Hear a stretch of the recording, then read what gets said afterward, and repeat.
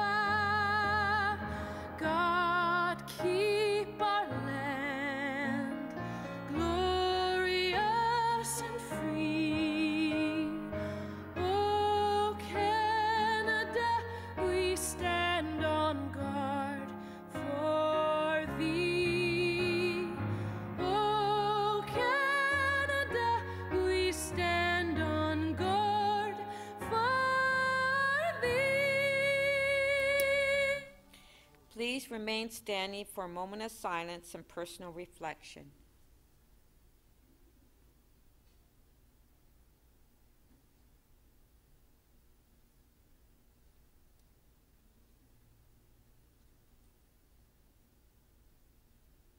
Thank you.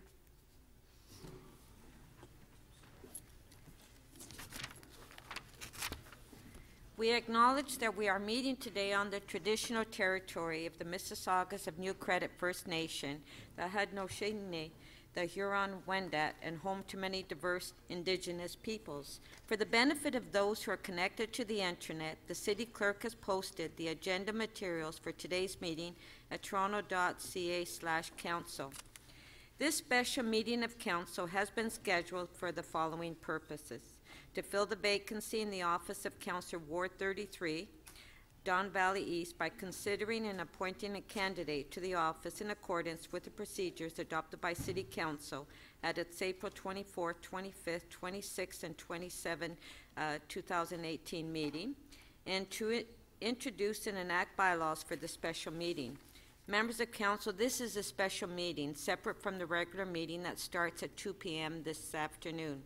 Under Council's procedures, no other business items such as notices of motion may be introduced. This rule cannot be waived. Are there any declarations of interest at this time? Are there any petitions at this time?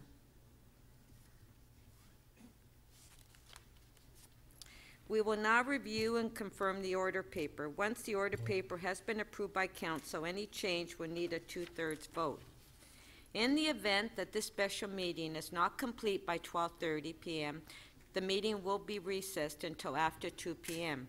City Council's regular meeting will convene at 2 p.m. and then immediately recess in order to return to the special meeting. Once the special meeting is completed, City Council will reconvene its regular meeting after a short break. All those in favor of adopting the order paper? Carried. Members, I will now ask the City Clerk to explain the process for today's meeting. Good morning, members. Council has adopted procedures for this meeting. These procedures were distributed with the agenda as part of my report on the Ward 33 vacancy. Each of the candidates that I deemed satisfactory will have completed a consent of nominee and a declaration of qualification and provided personal identification that I also deemed satisfactory, can address City Council for 5 minutes. The speaking order will be determined by lot. I will place the names of all candidates on equal sized pieces of paper in a container and randomly draw the names.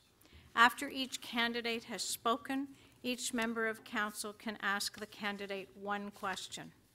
Members of Council can speak if they wish once all candidates have spoken and all questions have been dealt with. After members of Council have spoken, Council will vote by ballot. I will review the balloting process with you at the appropriate time.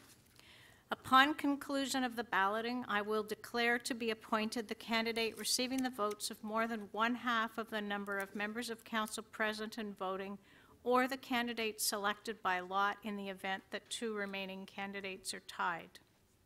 At the end of today's meeting, council will enact a bylaw to confirm the appointment of the successful candidate to the office of Councillor Ward 33, Don Valley East, for the remainder of the term of the present council.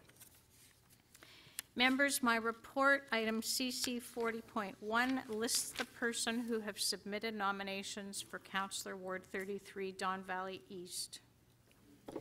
Deputy Mayor Holliday, you have a procedure motion on this matter. As the motion is lengthy, I will ask the city clerk to display it on the screen.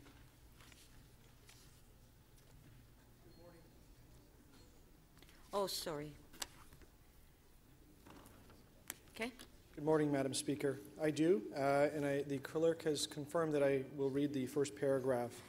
That the following persons who have signified in writing that they are legally qualified to hold the office of councillor and consented to accept the office if they are appointed to fill the vacancy of Councillor Ward 33, Don Valley East, shall be considered for appointment to fill such vacancy. And the names are displayed on the screen. All those in favor, recorded vote. Thank you.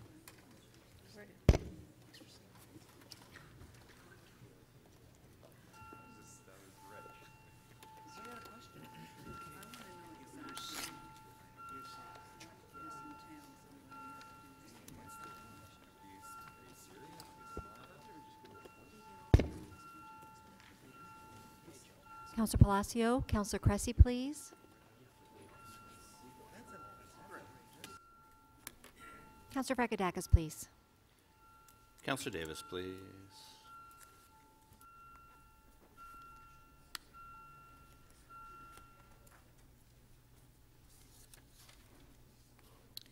The motion carries unanimously, 32 in favor. Members, the city clerk will now draw the names of the candidates to determine a speaking order.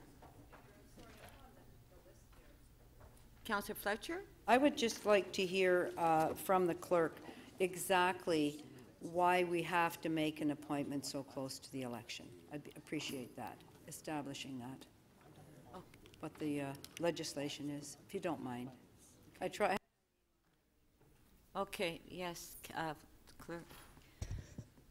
We're here today because of the Municipal Elections Act, Madam Speaker. There is a provision in the Act that allows Council to make a choice by way of appointment or by-election until March 31st in an election year. After that, Council is required to make an appointment until 90 days prior to the election, which in this case is July 24th, 2018. And only after that date is Council not required to make either an appointment or hold a by-election, so it can hold the seat vacant. Okay, thank you. Councillor Shiner? I would like to rise on a point of privilege. Madam Speaker, last week while I was sitting in my office after recently receiving an email from one of the candidates asking to speak to me, my personal cell phone rang. The individual told me that they had been given my personal number by the mayor's office, which should not have been given out. I then texted it was given by Mr. Birnbaum. I do not know, and they said that the mayor's office had told him to call me. I don't believe the mayor might have done that personally because I haven't seen him do that, but his office was doing it. It was a great regret to me to see that happen. I do not want to name the individual because I don't believe that it is anything that they have done wrong. I immediately sent a text message to the mayor, to his chief of staff, and to Mr. Birnbaum, asking that my number be removed and never given out because it's personal, and as you all know, my phone never goes off. My father is 97. I would never shut off my cell phone, and I have not had any response. And I believe one is due, and I'd like to know what action is being taken because I believe that is completely inappropriate. So I don't know if the mayor would like to respond now or possibly consider it and respond later on, but I find this a serious breach of my personal information, and I find it a real breach of the way that the mayor's office is being used because it appears to be as if the mayor himself would be supporting someone, which I don't believe he would be doing.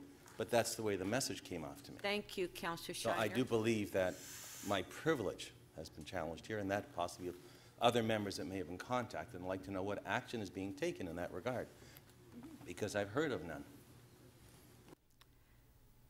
Madam Speaker, I'll undertake to respond to the member today, perhaps during the currency of this meeting, and then if he's not satisfied, obviously he can take it up further with you at that time. Okay, thank you. Okay, so if the clerk could draw the names.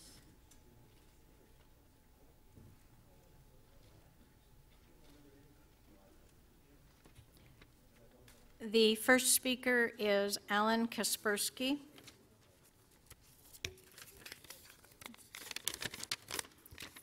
Kevin Clark is second.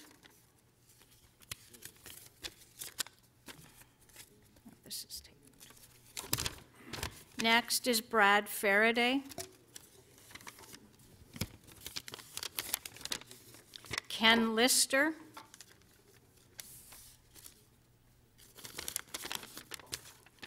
Joel Hertz. Gregory Rodriguez.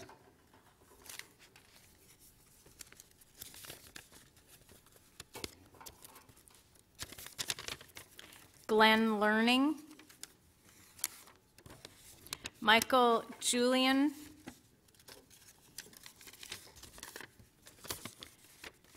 Jonathan Chao.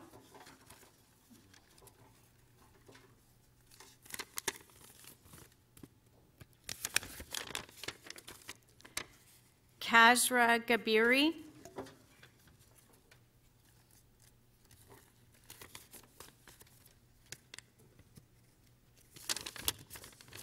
John Porter.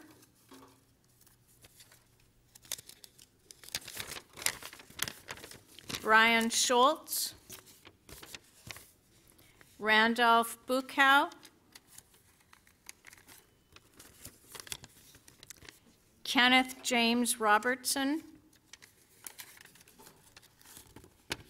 Daniel Massey.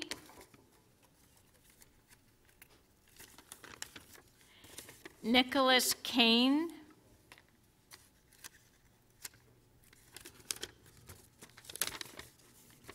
Divya Nayak.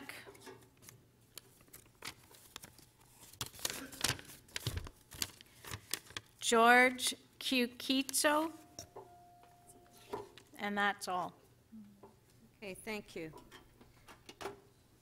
The city clerk staff will distribute copies of the speaking order shortly. The speaking order will also be available on the city's website at toronto.ca/council. Members, we will now proceed with the appointment for Council Ward 33, Don Valley East. Madam Clerk, would you please read out the name of the first candidate? Who was the first candidate?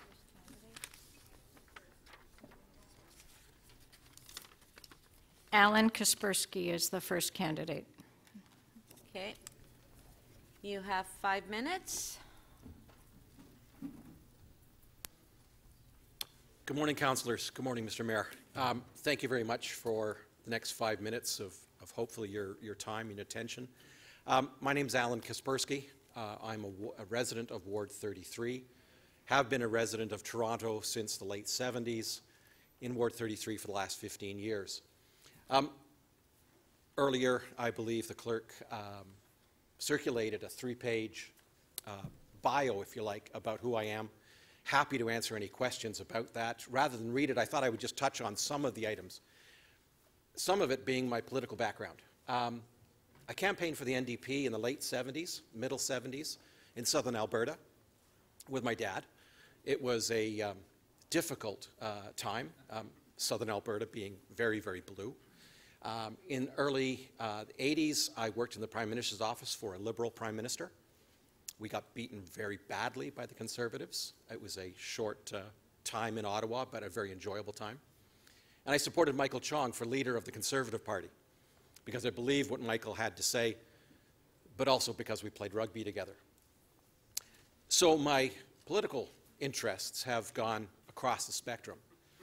And this is one of the things that I talk about, things that I believe in. I believe in coherence, because I don't believe that Councillor Perks, not to pick on you, is wrong all the time.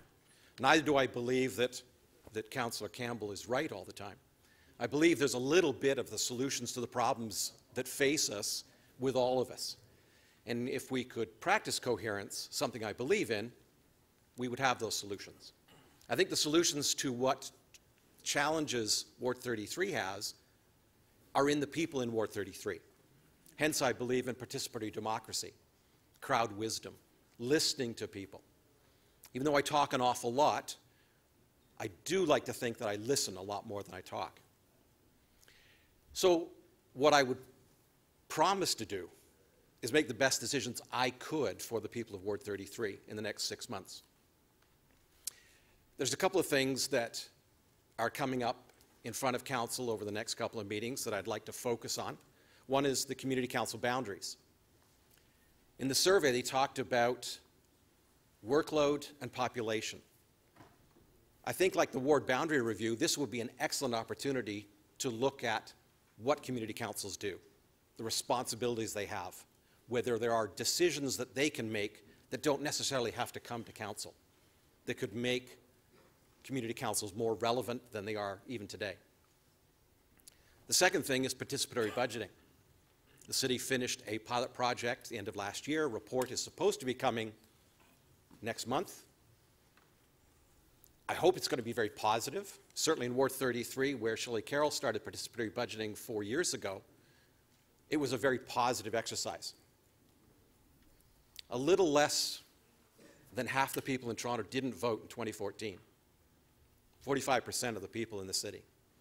I believe participatory budgeting, if spread across the new 47 wards, could get people involved in the process, could get people involved in decision-making, show them that there is a need for their vote, a need for their interest, and that their decisions really do matter, which I think would benefit everybody in this council and anybody who runs for council, because a more engaged voter, a more engaged electorate is what we all would like to see. So before I get the question, and I'll finish up this way, I will not run for mayor. I will not run for city council in any ward. I will not run for school trustee in any of the 4 school boards. And you'll see from page 3, I'm happy to sign and date that today. Thank you for your time. I'd like the job. I can start immediately. Thank you. We do have a question. Councillor Layton. Yes, thank you very much, Mr. Kaspersky. I think most of us can agree that Councillor Perks isn't right 100% of the time, and Councillor Campbell isn't right 100% of the time. But surely you must agree that Councillor Mammoliti is wrong most of the time. Without seeing Councillor Mammoliti here, because I prefer to speak to someone directly, much as that may be possible, I also don't think he's wrong all the time. I think there is, if you believe coherence, if you believe that wisdom, or crowd wisdom really, truly exists, there's got to be a couple of things that he gets right from time to time. I mean, even a broken clock. Okay, Councillor Layton. He's right twice a day. Councillor Layton. Okay. Councillor Fletcher.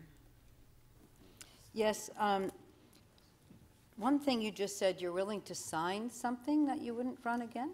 Yes, ma'am.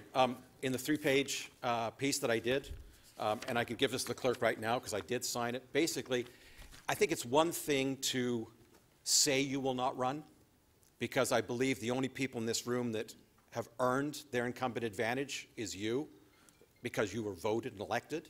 So I believe by signing this, it's a contract that I will not run come October. Are you prepared to sign it now and have it circulated? Absolutely. Signed, and I'm happy to give it to the clerk right now. Thank you. And Councillor Fletcher, it's only one question.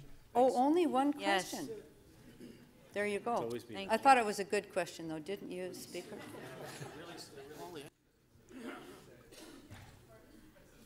Councillor Thompson. Thank you very much, Speaker. Through you to Mr. Kaspersky. I've heard your remarks about working with the different political parties, but what hasn't come through in your comments? What have you done in the community in terms of your involvement? Sorry, if Your involvement in the community in Ward 33? What have you done? What sort of things have you done Sure. in the community? I was president of my condominium association at Tangle Briarway at Leslie and Van Horn. And we worked with the councillor about flood relief, basement flooding, the GO line behind the complex and embankments and things of that nature. I've attended a number of committee meetings. We talked about Partnerships Ontario. Before that organization existed, Councillor Perks would remember the Lamport Stadium project, and because of an unsolicited proposal that I put together, Partnerships Toronto was created. Most of my community involvement has been on the rugby field. Coached, refereed in about a dozen schools across the city. Have I been members of various groups? If I understood that that was a requirement, possibly I would have joined more organizations at that time. Thank you.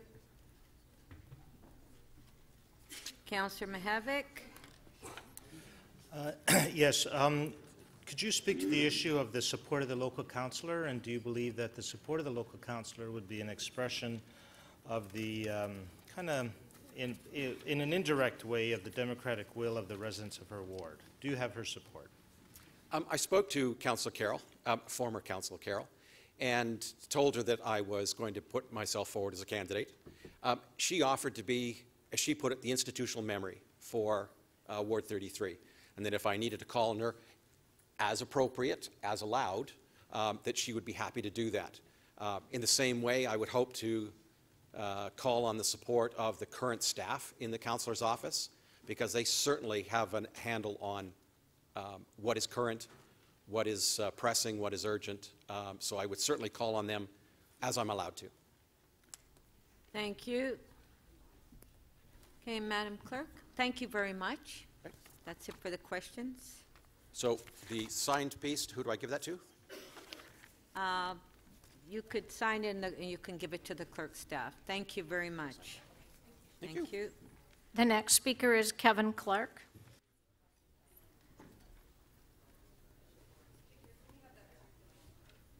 It has been. Oh, the sign, sorry, yes, yes, thank you. Okay. He don't believe he's here. Kevin Clark is not present. The next speaker is Brad Faraday.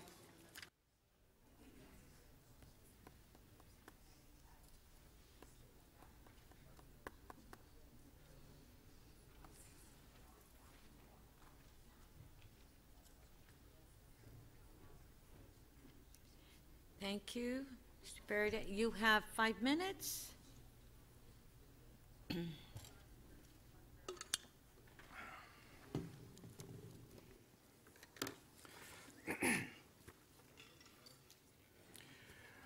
Mayor Tory, councillors, candidates, Torontonians, and members of the media. I am honored to speak to all of you and to share my dream of being elected by council to this position. Over 40 years ago, my first role models were both my mom and my dad. My dad taught me the importance of civic duty and to stand up for what I believe in. He taught me that through his actions and through his words in both his professional and personal lives. He showed us his love not just in private, but by sharing what spare time he did by being elected as a trustee for our school board and later on being elected as the chair of the separate school board in Renfrew County. We didn't see much of him during bargaining between his job and those duties that he held at night. But that's also when my mom taught me about how blessed we were as a family, the importance of compassion, and the importance of giving back. Since that time, I've been fortunate to be elected to various positions. First in our high school as our council's vice president and later as president, then on council at Scarborough campus of U of T. but my last 20-odd years as a civil servant, and especially the last 14, have allowed me to help those who either didn't know how to help themselves or were too afraid to. Over the last 14 years, as the chair, co-chair, or as a committee member, I've also been involved in pandemic planning, emergency planning, critical incident stress management, sustainable development, employee assistance, union management consultation, health and safety, just to name a few. At a national level, I've been involved in a political action committee for 9 years and have been involved in the planning of the most successful campaign we have ever accomplished. Most recently, over the last year, I have been the co-chair of a GTA-wide committee dealing with the service modernization of our organization so that we can further enhance our service delivery model while also enabling our employees to have a better work-life balance. I deeply believe in civic duty. I've seen how standing up for others and for one's ideals are a win-win for everybody. When you actively listen, when you share information, when you debate and work towards consensus at the highest level and not compromise at the lowest. I would be blessed to be elected by you so that I could take what I've learned and what I've experienced and do my best to contribute to City Council for the benefit of the entire city and so that I can help and advocate for the people of Ward 33. If City Council felt it appropriate to appoint me, I would be honored to participate on the Budget Committee, the Parks and Environment Committee, and of course, North York Community Council. In these positions and on council, I would listen, collaborate, and contribute. My goal is not to be a hindrance, but to lend a hand with all the work that needs to be done in the coming months. Using my public speaking background, I will do my best to represent council at public meetings, with urban planning issues, and in any other forums where I'm needed. Toronto is an amazing city. I love the way the city continues to embrace an active transportation model that demonstrates to the world why we are truly an 880 city. I would love to help council continue Toronto to be the envy of the entire world. I owe Toronto a debt of gratitude for many, many reasons. I have a diversity of friends and colleagues from all backgrounds, all professions, and all walks of life, who I deeply respect and with whom I continue to learn from because I'm able to live in Toronto. My mother is able to get around safely and conveniently because of the services the city provides. I was able to share an extra 10 years with my dad because of the extraordinary services provided by our first responders. I hope you will vote for me today so I can repay that debt in some small way, because this city has given me so much and I am so grateful. Thank you and God bless.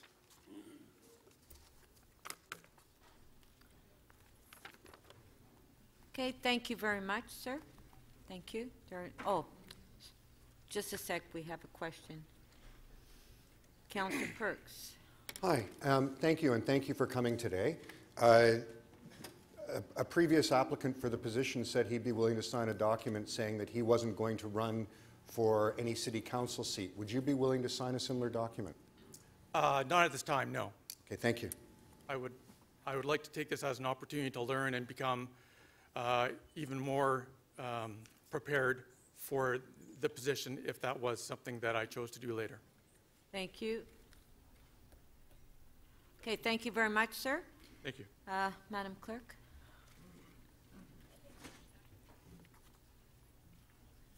The next speaker is Ken Lister.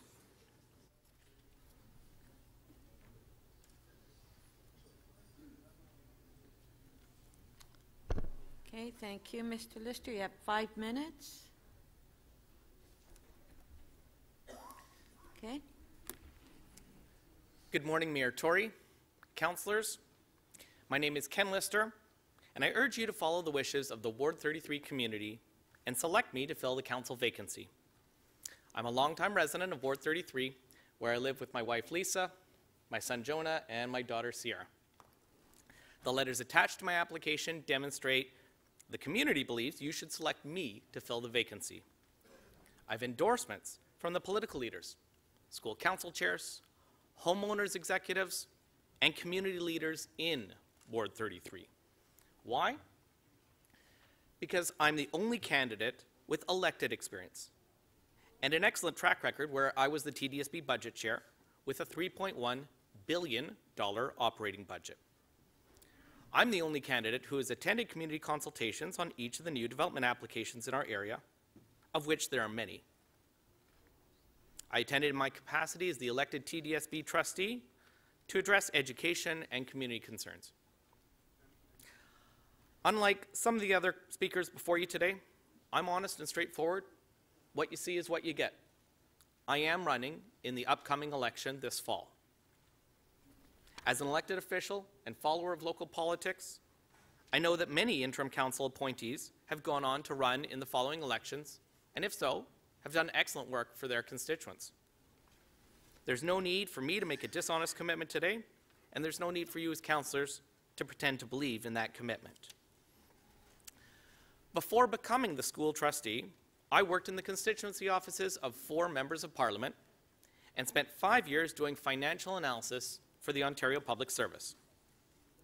Since becoming trustee 3 years ago, I have many accomplishments. I'm always focused on my community and have delivered outstanding results at the school board. I stood up against hatred and I fought to keep marijuana sales away from our schools. As the chair of the TDSB Budget Committee, I oversaw a budget of $3.1 billion and eliminated our structural deficit without impacting classroom services by cutting central discretionary budgets and finding savings in technology.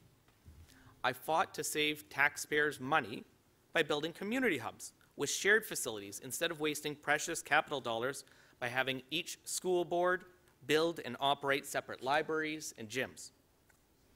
I delivered new programs to my community to fulfill my past election promise of more specialized programming with the creation of the new STEM Plus program at George Vanier and French programs at Cherokee, Ernest, and Pleasant View Middle School. If appointed as City Councillor, I will continue to speak up on key issues, fight for my community, and work to ensure taxpayer dollars are spent efficiently. Ward 33 needs someone with a deep understanding of the community and the impact of each new development application. We need a strong voice to build the Relief Line subway and expand our public transit system. City Council has made improving transit a priority, and improving transit is my #1 priority. The Yonge Line is too crowded, especially at rush hour. The Relief Line will help reduce crowding significantly and benefit riders in Ward 33. And although this subway is still many years away from completion, I will work with you to make the Relief Line a reality. Ward 33 development applications. The city anticipates another 10,000 new units in the Consumers Next area, which is a tremendous amount. Down the road at Shepherd and Don Mills, a group of applications are on file for the northwest corner at 1650 Shepherd Avenue, 2600 Don Mills Road, 1424 Leith Hill. These are not the first developments along Shepherd, and everyone knows more development is coming, but each development is far too large as it stands right now. I'm the only candidate who has attended community meetings on all of the development applications. I will also work with city staff and the current Ward 33 staffers to obtain Section 37 funding from any developments that are approved. I'm very proud to have many Ward 33 community members supporting me today. Member of Parliament, Gang Tan, Don Valley North. Member of Parliament, Yasmin Ratansi, Don Valley East. Past TDSB trustee, Harut Manoogian, Don Valley East. Former director of the Toronto Taxpayers Coalition. School council chairs for Bryan, Cherokee, Forest Manor, Shaughnessy Public Schools, 3 homeowners association executives, our local settlement worker, the vice president of the Chinese Professional Association of Canada, the past director of the Ann Johnson Health Station, past president of the Afghan Canadian Islamic Community. In closing, I live in the ward and am the local school board trustee. Thank you. Residents are asking you to choose me because I'm the only candidate who has a lot of experience. I'm Ken Lister. Thank you very much. Thank you. Well, we do have, just for the candidates, we have timers on both sides of the room, so you know what you're... questions? Councillor Doucette. Thank you, Madam Speaker. Mr. Lister, I see that you are registered to run as for City Council position in the upcoming election. That being the case, how do you plan to actually learn what a councillor does, represent your residents, or would be your new residents, while actually running a campaign? An excellent question. Thank you very much. It certainly will be a challenge, but I believe I'm the only candidate that can hit the ground running. Learning to become a councillor, there is going to be a steep learning curve for myself or anyone else in this room should you select someone else. But I believe that I have the skills, I believe that I can do it, and much like you're able to serve, and each of you are able to serve as councillors and to campaign, it is a very challenging time for you and for your families, and it will be for mine, but I feel I can serve Ward 33 effectively while learning the job. Thank you. Councillor Pasternak. Yes, thank you, Madam Speaker. And to the candidate, clearly the window between now and the end of the term is very short, and the risk we run today is appointing someone who needs the full 6 months to understand what their responsibilities are at City Hall and in this council chamber. Could you just, on a more micro basis, highlight some of the things that you know now that we don't have to train in this chamber for some of the other candidates who have never held elected office and aren't familiar with the relationship between the city and the TDSB? Thank you very much for the question. Not only do I know where the parks are, where the schools are, where the trails are, and all of those sorts of things that one would learn from attending community consultations and various events and ribbon cuttings over the last number of years, but I have been a school trustee, I have been a board member, I have sat on committees, I have chaired committees. I have analyzed budgets line by line and found savings and met targets because obviously at the school board, we also have to run a balanced budget. So I have extensive experience in that end, and I've got experience working across the political spectrum. I've worked very well with councillors from the left end, and trustees from the left end and trustees from the right, and I know that if given the opportunity today, I will work with each of you on various issues. Okay, thank you. Councillor Mamalidi, one question. One question? Yes. Okay, well, I was going to support the woman on this list, but Councillor Carroll, or former Councillor Carroll, wrote a letter, so I'm not going to support her anymore.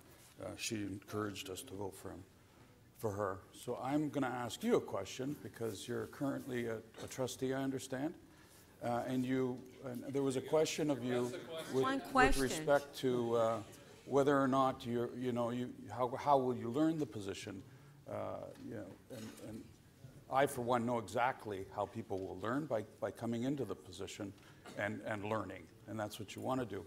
So my question to you is, City Hall has become quite the ordeal around spending money and budgets and just free-for-alls in spending. How do you feel about the spending that's going on at City Hall, and what would you do to contribute watching over that spending?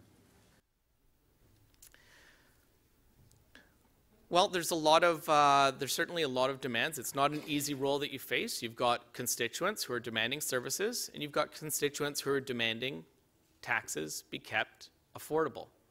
It's very challenging, and it's a difficult balance. You've achieved that for the most recent budget, and I will work to analyze line by line items to try and find savings where we can and to try and put money into other programs where perhaps there is a need, and to work with you to ensure that there's funding in the future for building the Relief Line subway. I will work to save taxpayers money on a number of initiatives, and I think there's various ways that we could be saving amount of money. I'm not sure if those are large amounts that could be found, but there are certainly some small areas that I think I would be able to assist with. Thank you. Councillor Karygiannis. Thank you, Madam Chair. Through you to the Deputy, thank you for coming down. A question was asked of you if you would, coming into the role, and you know how long it's going to take you. I was wondering if you can compare what happens as a job of your trustee and what happens in this council. Are they very similar? Are you well situated to represent the area? And are you familiar with the procedures that we have here? Thank you. Thank you very much. I certainly feel that I'm familiar with some of the procedures that you have here at City Hall. There definitely would be some changes if I was selected. I think there's a lot of similarities between the role. It's important that you're listening to constituents and being responsive, even on those small issues. It's very difficult as an elected official to find the time, but it's important. I know that I face a challenge, and it's difficult at the school board, certainly, even with a lower volume of constituent requests and concerns. It's difficult because I don't have an assistant to respond to those issues. But nonetheless, you have to have that personal touch. And as a city councillor, if selected, there would be more people for me to respond to. But I think that that's definitely a huge similarity. You have to be good at conflict management. And you have to find answers and solutions and problem solve for the community on a number of complex issues. I can understand those issues. I can break them down into simpler pieces. And I feel I can be successful and hit the ground running if given the opportunity today. Thank you. Councillor Fletcher. Thank you. Hi, Ken. The last two councillors that we appointed here, Councillors Hart and Councillors Troisi, both have said that they would not run because it's not fair. Why do you think it's fair that you would get a leg up as an appointed councillor in an election? Excellent question. I expected something similar. In my case, I don't believe that incumbency will be an advantage if I'm selected today. I already have an incumbency advantage, being the school board trustee and being invited to and attending meetings for the last 3 years, having my name in the paper occasionally. Don't forget, this appointment is only for a very short term, so there's very little profile possible, and already I have some profile as a school trustee. If I was selected as councillor, I would serve for just 3 council meetings, and there's no August, there's no fall meetings. I would need to spend many hours, as Councillor Doucette pointed out, learning the role, and so I would lose a lot of canvassing and door-knocking time. That would be a huge disadvantage. Yes, it's true, if selected today, the media would probably interview me and my name would be in the paper tomorrow.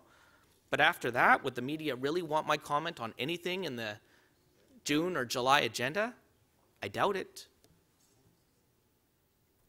Thank you. Madam Clerk. The next candidate is Joel Hertz.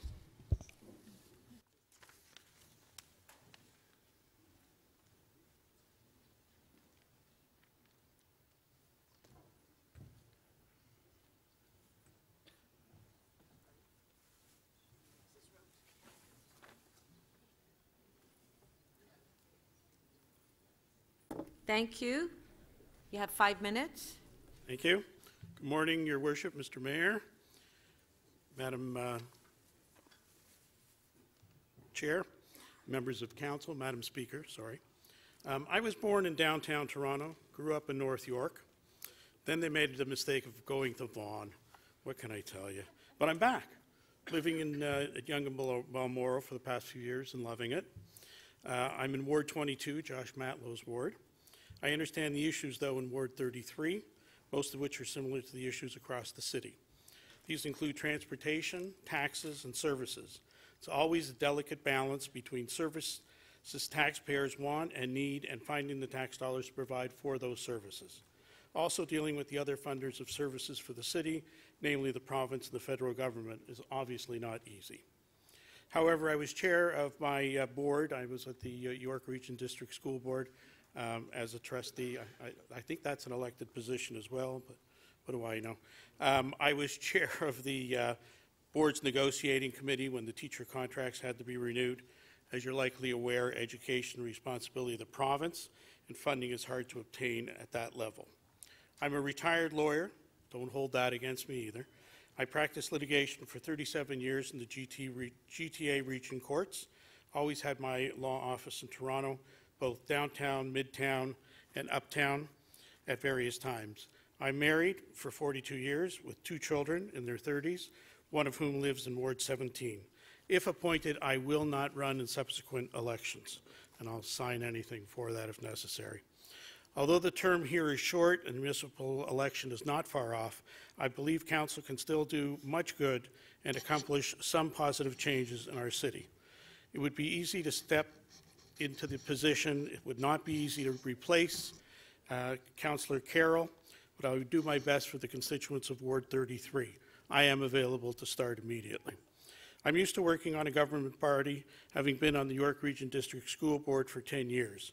I was vice chair of the board from 2012 to 2013.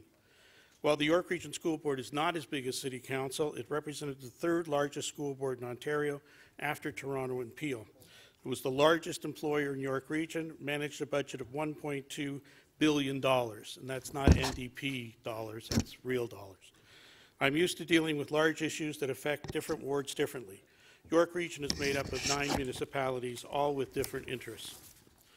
I was the trustee for Vaughan Thornhill, which has a high rate of growth. I was also on Vaughan, the City of Vaughan's Race Relations Committee, and the City of Vaughan's YRDSB Liaison Committee. Further, I served on many committees of the York Region Board as to where the detailed work is done, as I believe it is here. I was chair of the Property Committee for 7 years and chair for 5 years of the Student Discipline Committee. I'm most proud of being the chair of our Race Relations Advisory Committee for 6 years. The committee helped with the large demographic mix of the students and parents, as well as promoting diversity, harmony, or at least trying to. I was also my board's representative to the Ontario Public School Board Association for 7 years. Their issues of province-wide concern were dealt with. In my teenage years and early 20s, I worked in the Garment District in Spadina as a truck driver delivering school supplies to the many Toronto schools and a Toronto taxi cab driver for a few years, but again, don't hold that against me. The other big issue for the city is growth. York Region had a very high rate of growth as people moved north. I believe people in workplaces are returning to Toronto, which is great, but must be done in a rational manner. I wish you good luck in appointing a Ward 33 councillor, which I know is difficult, but I'm sure you will make the right decision. Thank you. Thank you. Okay, thank you very much. Thank you. Madam Clerk. The next speaker is Gregory Rodriguez.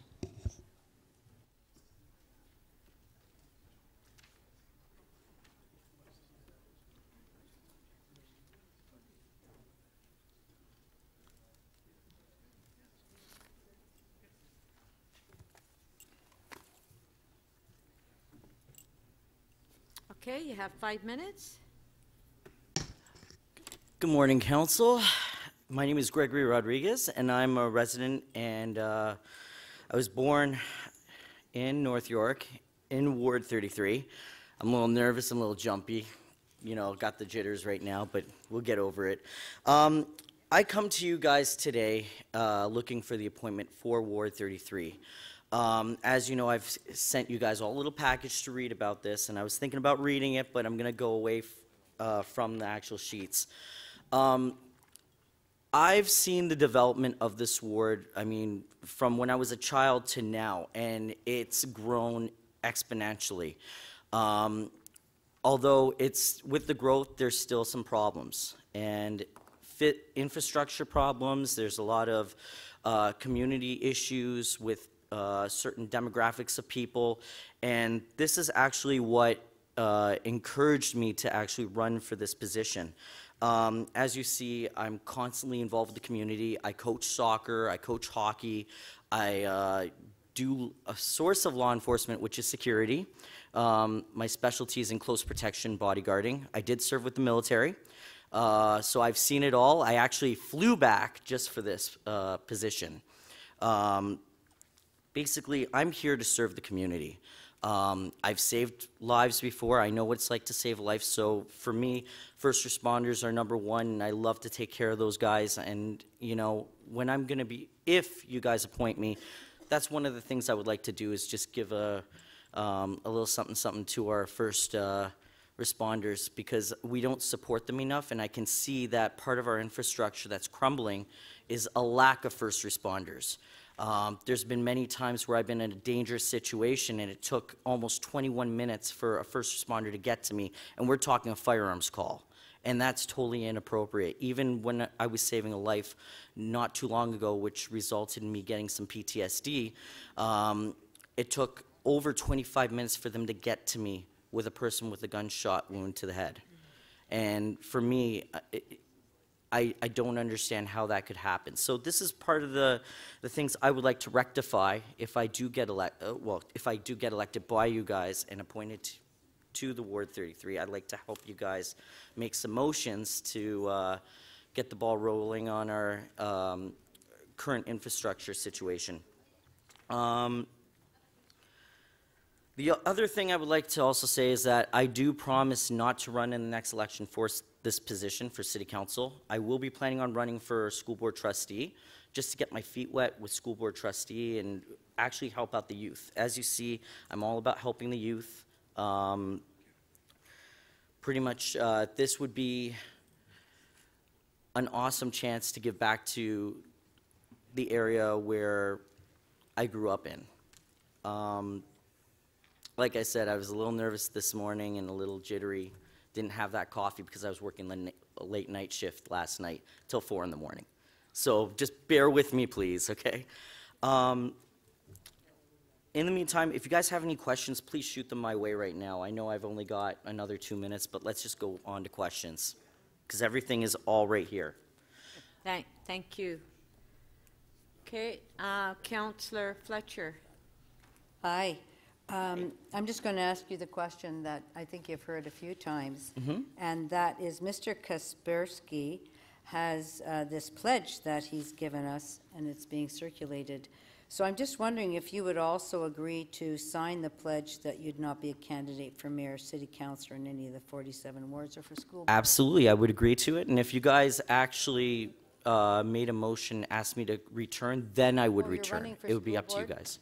Yes, I would be running for school board trustee, which is totally different. This says running for school board in the 4 wards, so you'd have to look at that pledge if you'd be. Oh, okay. Oh, there you go. Well, that would be something I would have to, actually, I would throw out a challenge right there. If I could get 100 signatures asking me to run for school board trustee, would that be acceptable to council? I think that or maybe more. You'll have to look at that pledge. Councillor Fletcher, just the one question. Thank you. Sorry. Sorry about that. Councillor Mamalidi, one question. Yeah, so the former councillor wrote a letter of support for another candidate here, the woman that's on here. So I'm going to be looking for somebody else. Councillor Mamalidi, please ask your question. So my question to you is, what? Yeah, Councillor Mamalidi. That's simply unparliamentary. Yes, it is. So I think that you should put a stop. Yeah. Councillor Mamalidi, unparliamentary to tell people how I'm going to vote? No, or not vote? I just think it's inappropriate for you to make those comments. Even though she's had a lot to. Yeah. Councillor Mamalidi, please, do you have a question?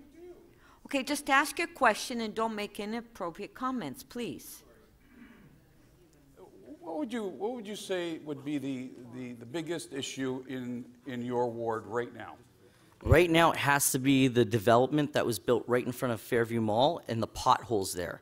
It's caused so much damage to vehicles, and the construction workers don't care. They park their trucks right at the middle of Godstone and Kings Lake Road, and it causes traffic jams. And it also becomes a risk because you can't see kids walking to school. You can't see what car's coming onto you. And I've seen 2 nearby collisions. And I think that's one of the problems that needs to be rectified. There's a lot of gridlock in that area that could be rectified by fixing the traffic signals to all be run at the same time. If you get what I mean, like going north and south, they all go at the same time and then they stop and have the red light go on and then you have the east and west go. They need to be coordinated. And that's one thing I could see. The gridlock is a big issue down there. Thank you. Councillor Mammoliti. Point of privilege, I don't know. I'm just trying, with all due respect, I'm just trying to understand why you asked me to sit down earlier. I simply said that... Councillor Mammoliti, I just please. want to understand it, that's all. Well, the former council wrote a letter in support of another candidate. I don't agree with it. Councillor Mammoliti, please. Please. Councillor Pasternak. Thank you, Madam Speaker. I've met many of the appointments. We've done many appointments over the last 7 years since I've been on council. I've met many of them. 2 of them are right here. They prove to be very highly capable and energetic people. I'd like to know what your thoughts are of incumbent councillors who have been around here for many years putting pressure on interim appointments not to run again. Isn't that both disingenuous, and isn't it our responsibility to make sure that elections are as wide open as possible?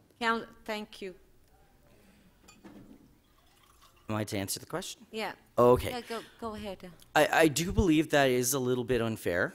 However, rules are rules, and you have to abide by the rules. In fact, I mean, there is a candidate here who's a school board trustee, and now he's going to put the school board in jeopardy. So I don't know where this is all going, because, I mean, Shelley quit on us, and I don't like that. And to be honest with you, that's why I'm here, because I'm not going to quit. I'm going to stay the course. Thank you.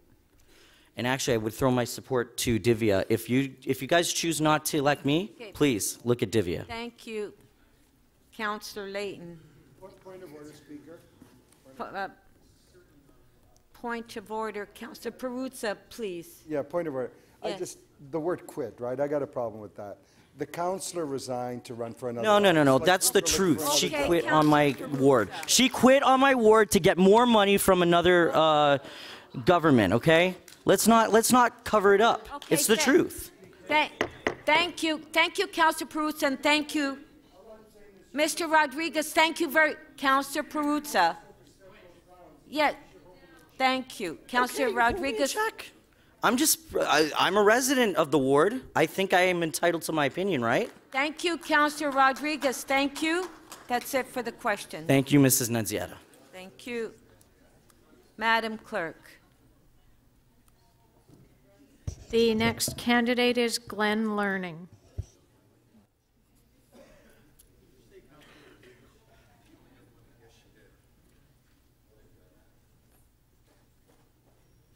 Okay, you have 5 minutes. Thank you, Madam Speaker. Good morning, Madam Speaker, Mayor Tory, members of council. It's an honor to stand before you today. My name is Glen Learning. I'm going to give you a little bit about myself. I'm originally from Labrador, a member of the Nunatsic people. I've had the opportunity to live all over this country. And also a little bit overseas. It was actually in Taiwan where I learned Mandarin and I met my wife. Like 70% of the residents in Ward 33, I am not originally born in Toronto. I chose Toronto as my home. Myself and my wife, 11 years ago, decided to move to Toronto. In our home, we speak 2 of the most common languages in our ward, English and Mandarin. Ward 33 is important to me. I enjoy getting involved in my community. I have always enjoyed doing volunteer work. Most recently, I served as treasurer on the board of directors for my children's daycare, and I volunteer and deliver meals for Meals on Wheels. I am actively involved at my children's school, and I help my neighbors as much as I can. I intend to use this role to help the people of my ward and educate them about how to get the most out of our thriving city. My time in this position will be brief, but I consider it my civic duty as a proud Canadian to help the people of Ward 33 have a smooth transition from one councillor to the next. I've had all sorts of jobs in my working career. learning many skills and having many experiences to share. Often, I am invited to speak before large groups of people and share my knowledge. I enjoy this as it combines two of my favorite things, public speaking and educating. Many years ago, I traveled overseas to work as an educator. Then I continued my teaching at an insurance company, where I spoke in front of thousands of working Canadians all across the country, teaching them how to save money for retirement. I'm currently working as an investment and retirement manager, where I help people transition into retirement. Retirement itself can be one of the most potentially exciting or scariest phases of a person's life. Establishing a solid relationship of trust is vital to make the transition smooth and enjoyable. This ability to form relationships of trust is a vital skill. In my case, they are entrusting me with their life savings. Their future rests in my hands. This is no different from each of you. Your constituents and the City of Toronto trust you with their well-being, their safety, and their future. That relationship of trust is vital for our city to grow and prosper. By voting for me, Glen Learning, you will be solidifying that relationship of trust. It would be an honor to join your ranks and continue the exemplary work of this council. Thank you very much for your vote today. Thank you. Okay, thank you. Madam Clerk? The next candidate is Michael Julian.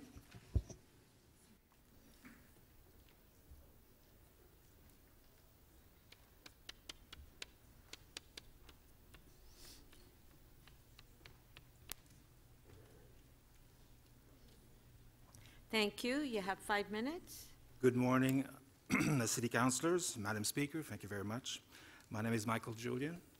I would like to talk about two departments of the City of Toronto that will prove my interest in the issues that matters to the people. Those departments are Toronto Community Housing Corp., which is with its deferred rent payment system, and Toronto Transit Commission, and the Smart Track, which will not be ready until 2024, while we are already facing overcrowding. Toronto Community Housing has created a deferred rent payment system for its tenants, whereas a tenant is requested to pay a rent amount the first of each month based on income earned 3, 4, 5, and even 6 months earlier. To put it succinctly, this system is about rent amounts required, overlapping income earned that are not related to each other for any given month. And the consequences are harassing the tenant with reminder letters, notices of eviction, telling the tenant to get a lawyer because they cannot pay the rent the first of the month, a rent amount that is based on income earned 3, 4, 5, and even 6 months earlier. Or because the head office of Toronto Housing has made a mistake, which caused the tenant to continue to pay an extra 3 months of a quarterly period, the same rent amount, and this was done to me, when he should have been paying a lesser amount, and the tenant being faced with eviction of no fault of his own, being forced to pay a rent amount that was not correct. This system does not respect the fluctuation of income for the ongoing month, and this is done to the poor who have a very limited disposable income. If you're asking why I'm here, this is the reason. This is devious, destructive, abusive, and evil. This needs to be changed to a rent payment system that will enable the tenant to pay on income when the tenant receives the income.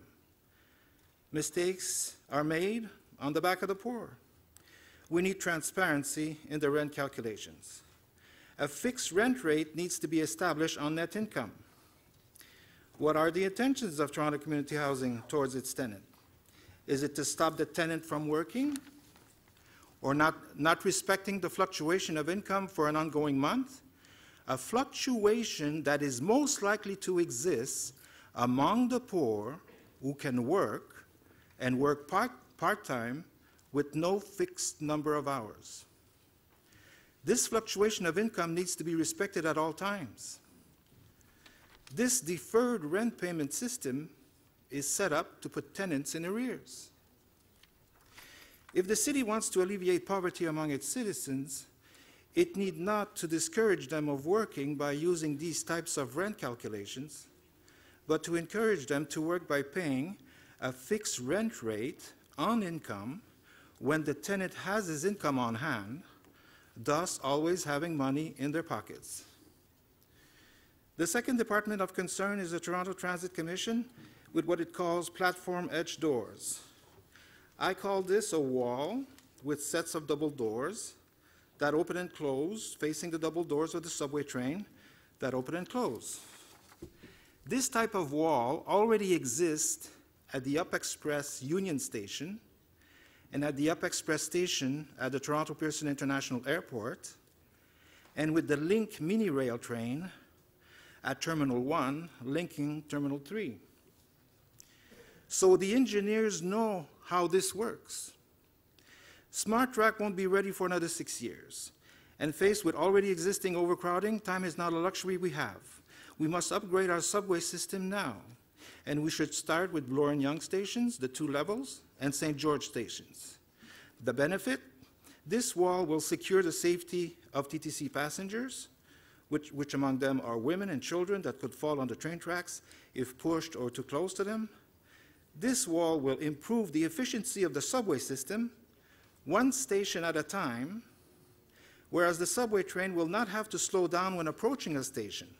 The subway train will immediately go at the front of the station where it will come to a full stop. It will gain up to 7 seconds, that's an approximate, per station, and at 7 seconds per station gain, the efficiency of the whole subway system will be improved, and you'll be able to put more subway trains safely.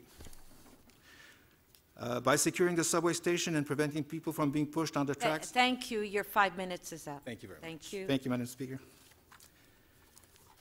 Councillor Fletcher. Thank you. I'm asking these questions, and Mr. Kaspersky, who is our first candidate up to speak, actually signed a pledge that said he wouldn't run in any of the 47 wards. Would you be willing to sign such a pledge? Yes, I would. Thank you very much. Thank you. Okay, Madam Clerk. Thank you. The next candidate is Jonathan Chao.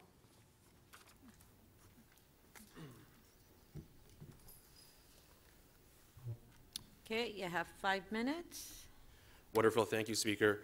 And Speaker, through you, I'd like to thank the members of Council today for taking the time to listen to my deputation. Speaker, my story is not new, nor is it original. In fact, my story is that of the vast majority of my neighbors in Ward 33, and indeed, most of the people of the City of Toronto. I'm a descendant of immigrants who came to Toronto with a dream for a better education and a better future for their children. As a beneficiary of this dream, which this city has made possible, I feel a duty to give back to my community, which has given me so much. I'm grateful to have been born, raised, and be a current resident of Ward 33. I've seen firsthand how our community has grown and flourished over the years. I've seen community centers created, parks expanded. I've seen local businesses grow and thrive every day. I've benefited enormously from being part of a community that celebrates the diversity of its residents, creates opportunities for economic and social prosperity for everyone, including newcomers, families, and seniors alike. Speaker, I see the 6-month appointment as interim councillor as an opportunity to give back to my community. I will ensure that their voices continue to be heard at City Hall during this time of transition in the ward. I've spent the past decade of my professional career dedicated to effecting positive change in our community through my work as head of advocacy at Children's Mental Health Ontario, a board member at the Yi Hong Centre for Geriatric Care, where we provide culturally appropriate care to Toronto's Chinese seniors so they can live a life of dignity and respect in their golden age. I've worked as a civil servant the Ontario Investment Office, attracting foreign direct investment to the province and to the city, while also helping small businesses to grow and to thrive. I've been a policy advisor at the Technical Standards and Safety Authority. And I've also been the Toronto policy lead for the province of Ontario, leading files like Invest Toronto, or should I now say the new Toronto Global, and Waterfront Toronto. Speaker, it's because of these experiences that I have developed a strong track record of consultation and engagement across multiple stakeholder groups that I'll be able to ensure the voices of my neighbors in Ward 33 continue to be represented during this time of transition at City Hall. In short, Speaker, I have the local technical experience needed to be a consensus builder, the desire to give back to my community, the ability to provide continuity for the ward over the next 6 months. And I am able and would be honored to start on day one. Thank you, Speaker. Thank you. Okay. Madam Clerk? Oh, sorry, Councillor Fletcher. I think by now you know the question that I'm going to ask. We've welcomed two appointees to this council, both of whom have indicated they won't be running in the election in any seat. And then Mr. Kaspersky has created a pledge, and I'm wondering if you would be committing to not running and willing to sign such a pledge. Well, thank you for the question, Councillor. I'm currently employed at Children's Mental Health Ontario, and if I were to be so lucky to receive this appointment, I would take a 6-month leave from my position and return to that position once the 6 months is concluded. Thank you. Sorry? If you would sign the pledge. I would go back to my job. I really don't see that there's a need to sign a pledge.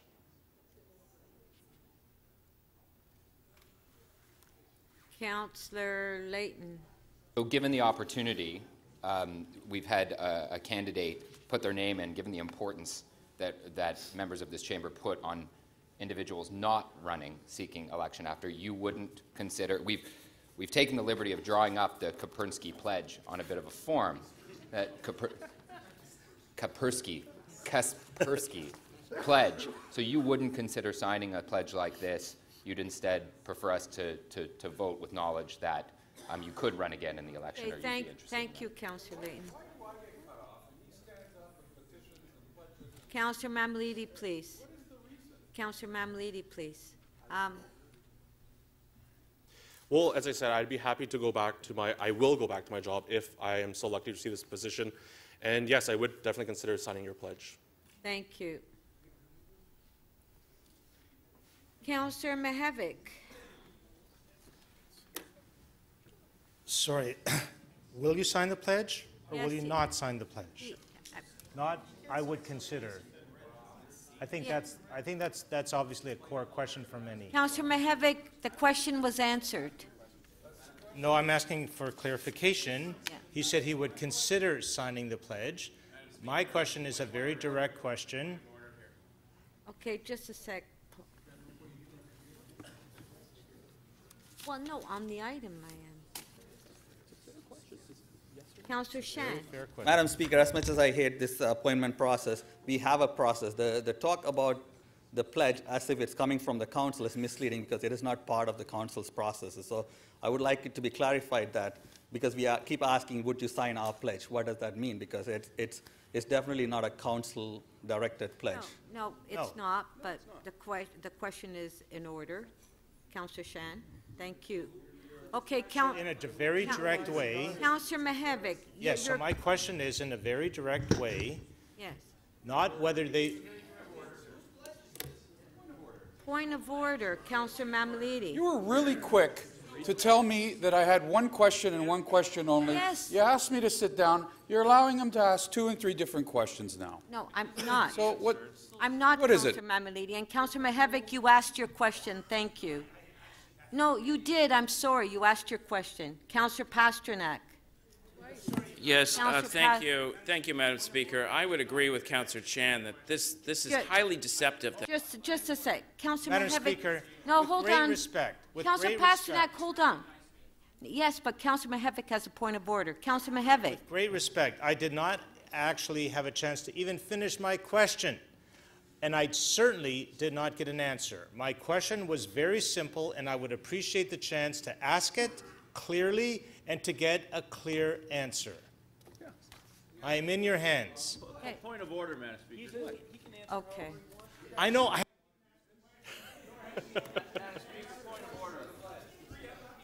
DiCiano, point of order. Madam Speaker, there's been a few colleagues of mine that have now risen to ask a candidate to sign a pledge that I presume many of us haven't even seen, read, reviewed. I'm sure the candidate hasn't even seen it. These questions are just totally, how can they be in order when you're asking someone to sign something they've never even seen, and then they say it's a pledge as if it's coming from a council where I guarantee you the majority of these council members haven't seen it either. It's out of order. This has to stop. These are just games, Madam Speaker. That's all it is. It's a big game. Let's get on with city business. Councillor Mihevik. Yes. Noting that there has been a long history on in this council of people asking that question and seeking assurances that people would not, who are appointed, gain advantage in an upcoming election. It is a question that is regularly asked at all kinds of appointments. In that vein, I'm asking not as a council-endorsed letter, but as something that someone has put forward and for whom that Councillor Layton has pulled together. And for some of us, it is a key question that helps us determine or is influential in how we vote. Councillor Mihevik. And so the question is, will you sign or will you not sign a commitment to run in the upcoming election? Councillor Mihevik. Councillor Mihevik. Councillor Mamalidi. Yeah, I'd like to hear from the clerk with respect to the process and whether or not a pledge is a part of this process right now. Because the public have a different indication when councillors stand up with petitions and pledges and everything else. I'd like to know whether or not a pledge is actually a part of this election process. Yes, Councillor Mamalidi, and to Councillor Mihevik's question, the question is in order, but as far as the pledge sheet, I would say it's not in order. I'll have the clerk comment, please. No, hold on. I've got the Councillor Layton. I've got the clerk answering the question. While council can ask the question, the requirements for candidates are set out in their entirety in the Municipal Elections Act, and a pledge of any sort to prevent someone from running in the next election or any other election would not be binding on that individual. Okay, that's the answer to the question. Thank you. Okay, hold on. We have a point of personal privilege by Councillor Layton. Councillor Layton. Just very quickly, it wasn't something that I came up with. It was just a reproduction of what was circulated from the first candidate who spoke. I thought it was useful, and I will gladly. But the pledge is not in order. The question is in order. Is while the pledge is not binding on any prospective. Madam Speaker, this is inappropriate.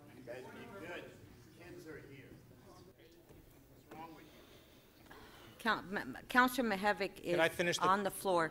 Yes, Councillor Mihevik is on the floor on a point of order. Councillor Mihevik, I will acknowledge you after Councillor Mihevik. He's on a point of order, Councillor Mamalidi. Yes, I think if I'm interpreting the clerk correctly, while any pledge does not have binding authority on any interim appointment, it does certainly have moral suasion, that someone has signed something and then has either agreed to or not agreed to it. So my hope is that you would allow me the dignity of asking the question and the candidate, frankly, the opportunity to answer it in a clear way. The question has been answered. Councillor Mamalidi? Yeah, So you keep allowing Councillor Mihevc to stand up on points of order and bringing out his messaging. Every time I stand up, you cut me off at the knees, and I can't even make a statement. Now, that's my first privilege. The second one is on behalf of the deputant, who's already answered the question when Councillor Fletcher asked him. So how many times does he have to answer the question? Because you don't like the answer, doesn't he?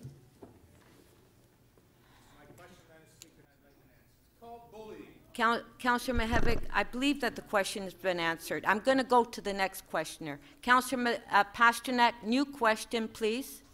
Well, I don't know if it's new. It's certainly been discussed a lot, but my question is, are you aware now that this pressuring of a pledge on candidates is a gross violation of city policy and our democratic process? Councillor Pasternak, please.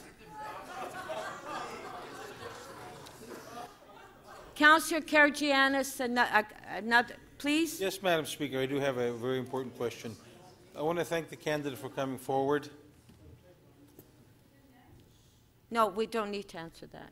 Councillor Karagianis, go ahead, your question. I want to thank the candidate for coming forward. I was wondering if he's aware of anybody lobbying on his behalf, and would that have been something of the lobbying effort that was done on Councillor David Shiner? Well, through this process, I reached out to a lot of people. I reached out to community groups. I reached out to my neighbors. I try to reach out to almost all city councilors. Yes, sir. No, Councillor Karagianis, please, you asked your question. I've attempted to reach out to as many people as possible, including councilors, sir. And I've done my best to hear the voice of the councilors and my neighbors, because I really want to understand what are the issues. What's concerning our neighbors, what's concerning our city, so I can understand really what are the issues before us, and to help me, if I'm so lucky to receive this appointment, to understand. Before we continue, I'd like to welcome the students at St. Francis of Assisi, grade 5. Their counselor is Councillor Layton, Ward 19. Thank you very much for being here.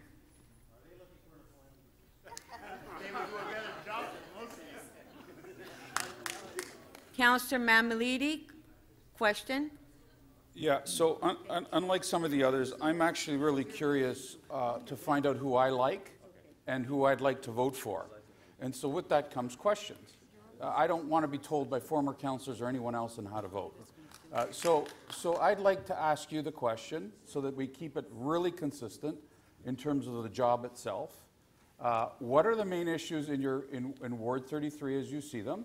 And what are the main issues down here at City Hall? Thank you. Well, thank you, Councillor. I talk to my neighbors all the time, and we talk about politics, we talk about family, and I talk about all the time about what is the issues facing them. Right now, this appointment is about the next 6 months here at City Hall to fill the vacancy. And really, the biggest concern for me for the next 6 months is to ensure that there's a strong voice for my neighbors at City Hall. It's a very short term. I'm not coming in with my own agenda on this. What really is my #1 priority and my #1 concern is to make sure that the voice of my neighbors are heard on issues both in the ward and down here at City Hall. Thank you. Councillor Shiner. But he was right one, right? So, Madam Speaker, to Mr. Chao, trying to get it as one simple question, Madam Speaker. Were you given any advice or contact information by the Mayor's office in regards to how to go about speaking to members of council? And if so, did they also notify you of the requirement to register with the lobbyist registry if you're going to speak to members of council?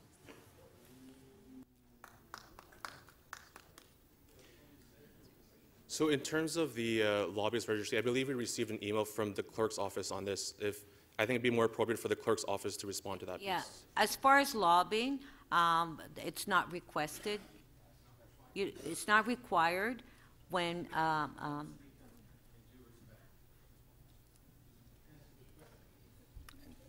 yes. With due respect, I did not ask you or the clerk a question.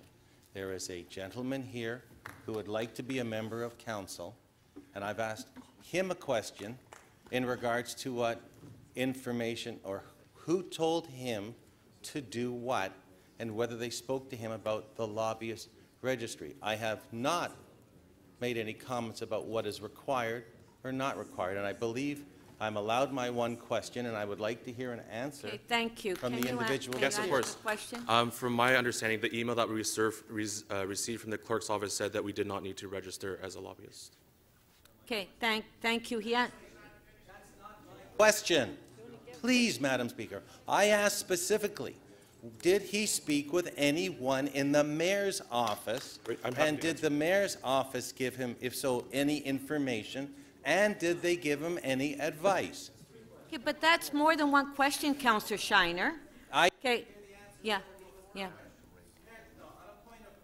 Okay, Councillor Shiner, he will answer the question. You've asked your question. Would you like to answer the question? Would you like to answer the question? Yes, happy to. I reached out to a lot of people, including the mayor's office, Councillor, the mayor's office, community leaders, my neighbors, to understand, again, what the major issues are and how I can approach this. And these are the answers I received. Okay, thank you. Councillor Wong Tam. Thank you very much, Madam Speaker, and through you to the applicant. I recognize that your answer about the biggest issue in the community, the Ward 33 very large community, would be to have a strong, effective voice here on City Council. In my observations as a neighbor of Councillor Carroll, our offices are side by side. I recognize that some of the bigger, more specific issues of the community would include the very complicated, massive Consumers Next study that has been a multi-year process, the application around 2450 Victoria Park, also known as the Universal Site, and probably some very complicated CFA applications. How will you be that effective, strong, clear voice here on those particular issues, and can you be specific of how you would demonstrate that? Definitely. As I noted, over the years, I was born and raised in the ward, so I've seen this development firsthand of what you're referring to, Councillor. And it's been wonderful, to be quite frank with you. It's been an interesting experience to see our community grow, but I do understand as well that there are concerns from our neighbors. My experience that I've had in the provincial government as a bureaucrat, as an official in the Ontario Public Service, and across the board with my work at Children's Mental Health Ontario, I've learned how to be a consensus builder. So in terms of specifics of what I would do, my number one task would be to go to my neighbors. Go to the neighbors who are being affected by this development and hear from them. What is their concerns? What are they looking forward to? What are the issues that they're most concerned about? And learn from that and try to bring that voice to City Hall. Thank you. Councillor Doucette. Were you provided any contact information other than that which is public for any city councillor, including email, phone number, by staff of the mayor's office? Yes, I reached out to the mayor's office, as I noted, as well as my neighbors and community leaders for information and for help. And yes, I did receive some contact information to speak to councillors and to speak to my neighbors about issues that we're facing. Thank you. Okay, Madam Clerk. The next candidate is Kasra Karibe.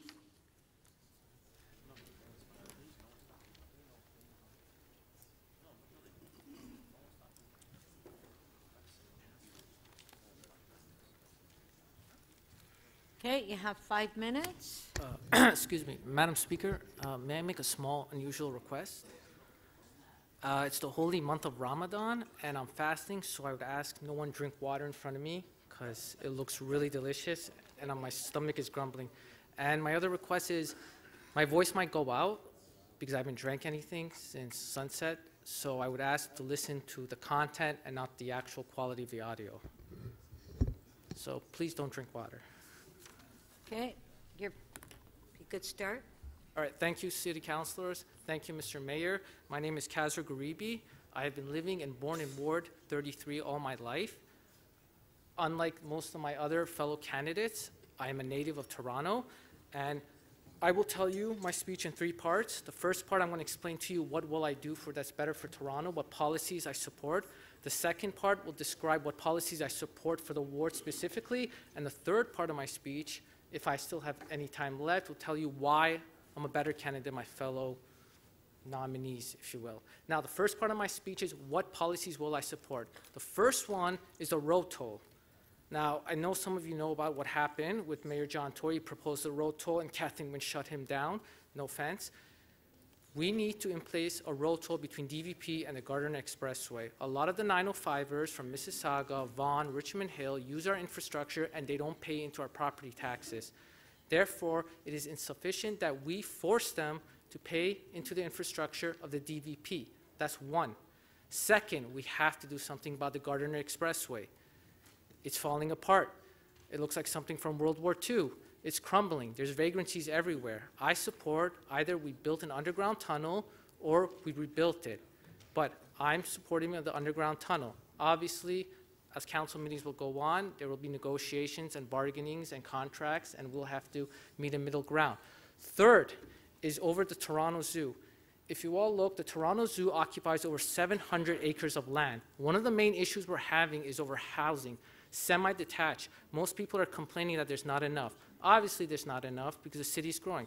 What I propose is that we sell off the Toronto Zoos and the 700-acre land to developments and build semi-detaching housing. Obviously, we're going to need the consent of the councillors of Rouge River and the Scarborough area.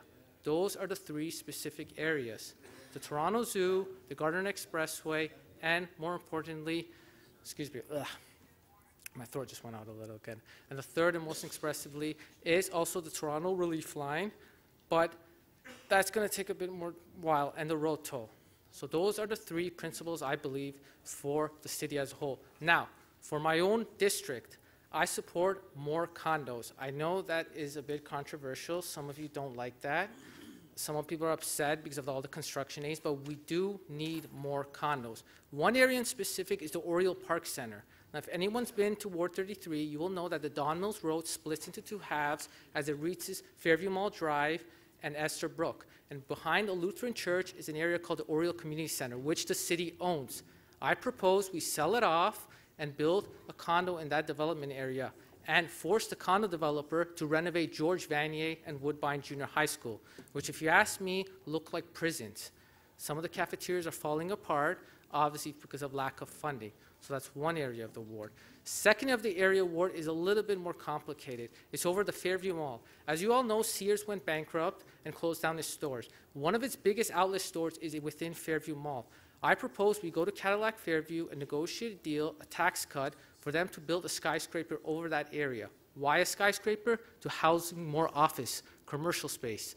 The entire area between Don Mills Road, there's all these little mini offices. What I'm proposing is we move all those collection of offices into one huge skyscraper within the Cadillac Fairview Mall. And then in those open office spaces, we knock them down and develop more condos. These are the proposals I am proposing. Thank you. Okay, Madam Clerk, thank you very much. Can I ask a question? Well, you didn't have your name up. Is that staff or questions in the middle? No, there's no questions to staff. Would you like to ask a question to the candidate? Councillor Perruzza? Okay, sorry. Councillor Perruzza, question. So in the spirit of reciprocity, for example, you'd be okay if, for example, in the region they were able to identify Torontonians, and for example, for a Torontonian who used Highway 7, pay a toll to Brampton, Vaughan, Richmond Hill, Markham, as you move along Highway 7? You'd be okay with that too? Okay, well, I'm not a resident of that area, but if I was, if I was, yes, I would. But since I'm on our team, I would support they pay our toll. Oh, I see. Thank you very much, Councillor Perruzza. Madam Clerk. The next candidate is John Porter.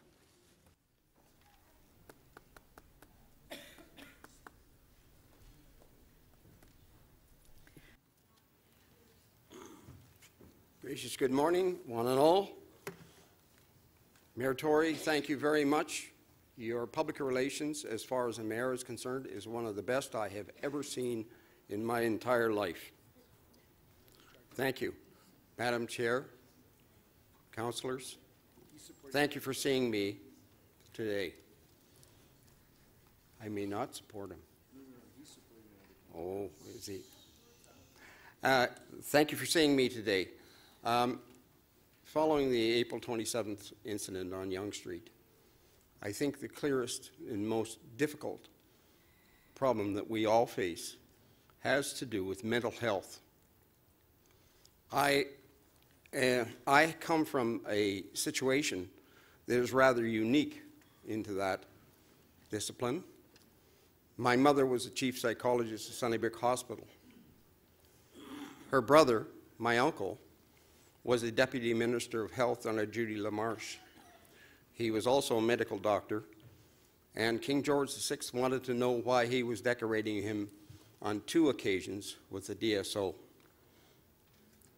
I've heard a lot of controversy over the treatment and ability to care for various people. The city did have a solution to it in the form of 999 Queen Street West, but unfortunately the legals deemed that it was necessary for people to have their freedom for all kinds of things, and no one could be retained by that site any longer. I think that's probably not to the best interest of the general populace, because we still have people on the streets, and that is not a healthy thing, and it doesn't look appropriate for anybody in this world. I have appeared before you before on 2 occasions in the last 9 months. I applied for Ward 44, Ron Moser, and I applied for Pam McConnell's Ward 28. And I'm now appealing to you for Ward 33.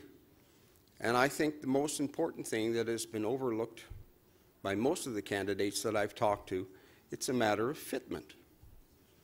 Will I fit with you? Will you fit with me? But most importantly, what about the constituents? They're the ones that should be deciding whether or not somebody should rerun. That is my opinion only. But I think it's very important that we try and get our act together.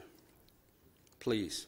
We are doing this in front of children, and I'd like them to come back and understand a little bit more clarity as to what we are trying to achieve here. And one of the things that I'm very deeply disappointed about is I figured that for this 6-month job, we'd have young people willing and wanting to be a part of this government to run the city. And I thought I'd be candidate number 1,900. And here I am, candidate 13. I'm very, very sorry about that. And I am going to do, if I am nominated by you for this chair, I'm going to do whatever I can to correct that situation, as well as take care of my constituents. Thank you. Thank you. Councillor Fletcher. I am going to ask the question, and I understand, as we all know, this is not a legally binding document, and you did appear before us twice before, and I remember you. Welcome again.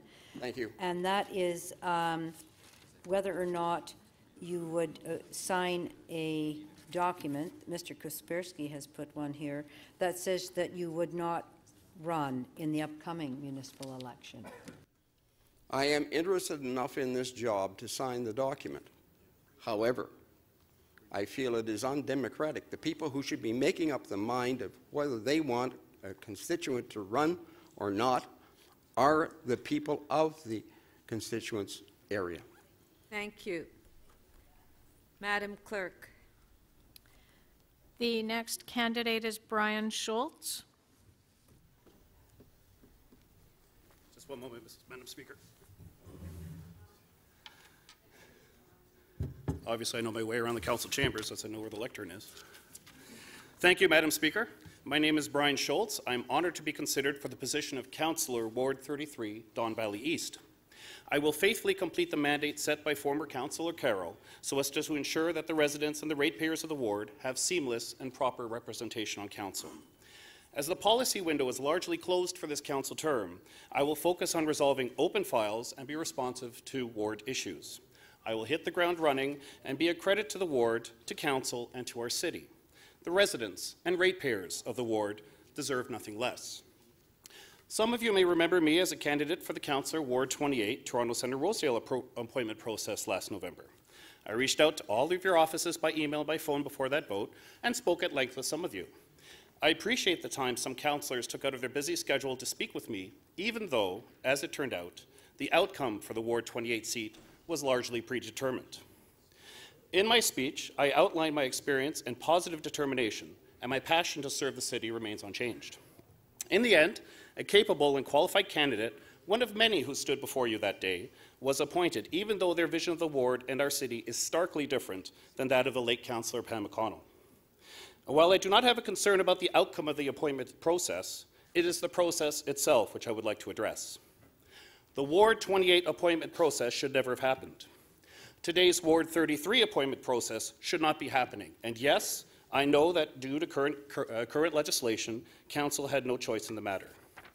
In my humble view, a by-election should be mandatory to fill any vacancy in office unless the vacancy happens within 9 months of a municipal election, in which case the position shall be left vacant and the office and its staff shall be managed by the Office of the City Clerk. The law needs to change to bring public accountability more to the forefront in this chamber, and I hope action to ensure this will be taken in the next council term. The Ward 28 appointment process last November was characterized as being anti-democratic, a communist system, a smear campaign with maneuvering and arm twisting, and labeled that most derisive of terms, politics. These characterizations were made by individual councillors in this very chamber during the debate prior to the votes. But to me, the most shocking words uttered in the debate were the following words by Councillor Min Wong, quote, "I would like someone who would vote the way I think this council should be going." Edward Keenan, columnist for the Toronto Star, put it best by writing, quote, "In other words, let me use Councillor McConnell's death to overrule what she and the voters who elected her believed in so that my own political leanings have an additional council vote." It's a vile sentiment, as disrespectful as it is anti-democratic. But you've got to admire that at least he didn't pretend it was about something else, as so many others did, end quote. Members of Council, as a candidate for appointment to Council, I made sure I researched what is needed to fulfill the rule's obligations. Section 131 of the City of Toronto Act, 2006, states, quote, "It is the role of City Council to represent the public and to consider the well-being and interests of the city. Not to represent individual political leanings, not to consider the well-being and interests of self, but to represent the public and consider the well-being and the interests of the city." So for today's debate and vote, and each day in the remaining term of this council, please ask yourself, did I represent the public and consider the well-being and the interests of the city today?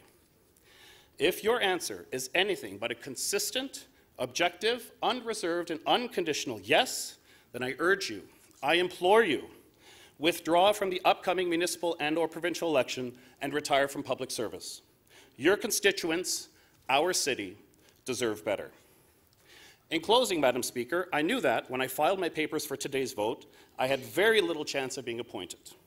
Now that I've taken some of you to task, my chances are likely less than that.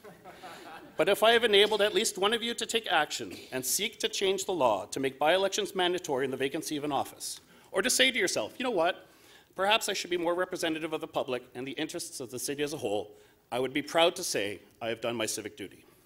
My name is Bryan Schulz. I will faithfully complete the mandate set by former Councillor Carroll so as to ensure that the residents and the ratepayers of the ward have seamless and proper representation on council. Ward 33 and our city deserve nothing less. Thank you, Madam Speaker. I would be pleased to answer any questions the member of council may have. Thank you. Councillor Campbell.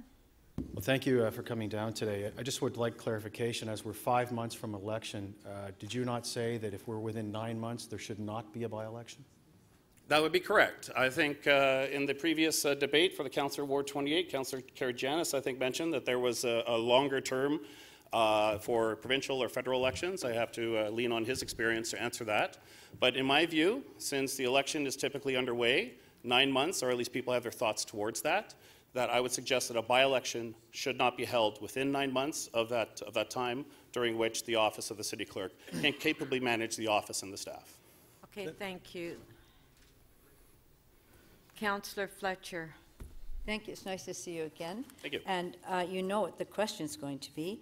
It just has to do, and you may have answered this last time at the Ward 28, yes. And it has to do with, should you be appointed, would you, or even before, would you agree that you would not be a candidate for elected office in the municipal election? Thank you, Councillor Fletcher. Yes, I will not be a candidate in any election, provincial, municipal, federal, at any level.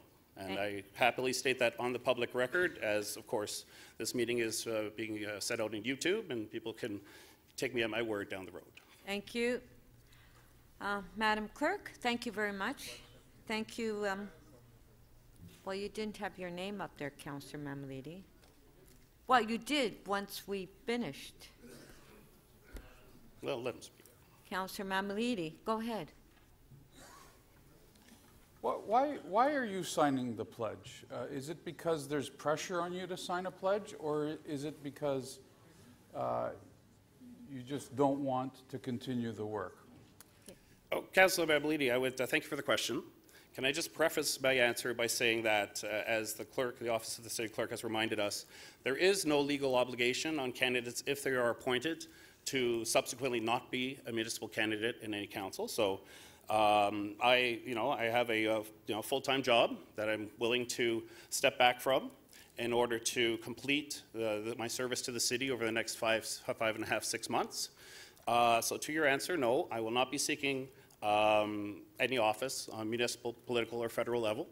But as I mentioned, since this is a matter of public record on YouTube, I will also not be physically signing any document to attest to that. As I mentioned, my word is my bond, as it should be for all members of this council. Thank you. Okay, Madam Clerk. The next candidate is Randolph Bucca. Okay.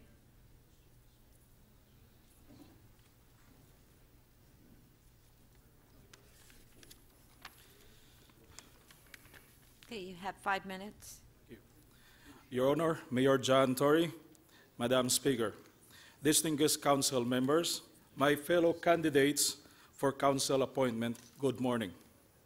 My name is Randy Bucca, spelled B-U-C-A-O. I live in Ward 40. It is a great honor and wonderful privilege to speak before you here in the Toronto City Council. In behalf of the Filipino community of Toronto, with my friends Tony San Juan, who resides in Ward 33, and Dennis Hastings from Ward 37, I am here in front of you seeking for the appointment to become the councillor of Ward 33 for the remaining term. I was born in the Philippines, in the island called Cebu. I graduated with Bachelor of Science major in Mechanical Engineering in Manila back in 1992, where then I taught an engineering courses until I moved to Canada. I was landed immigrant with my parents in 1994 and a resident of Toronto and proud Torontonian for 24 years now. That's half of my life. I am married and with 2 elementary school-age daughters. Since I came to Canada, my work is in the field of telecommunication and IT industry. My community life started back in 2000 when I joined a Lions Club in Scarborough. From then on, I learned to serve faithfully to the community. When my first daughter was born, my mind remained open of engaging in the political system of Canada, and that was the time also I became a Canadian citizen. Then, when she started school, I then joined the School Advisory Council, CSAC, in my children's school. Subsequently, I was introduced to CPIC, Catholic Parent Involvement Committee, where I was elected as a Ward 10 representative in the TCDSB. Along the way, I became involved in the civic work and city politics. In 2014, I was encouraged and decided to run for councilor in Ward 10, where a lot of multicultural friends, especially Filipinos, reside. Yes, that was the time I met and ran against Councilor James Pasternak, and of course, he was re-elected.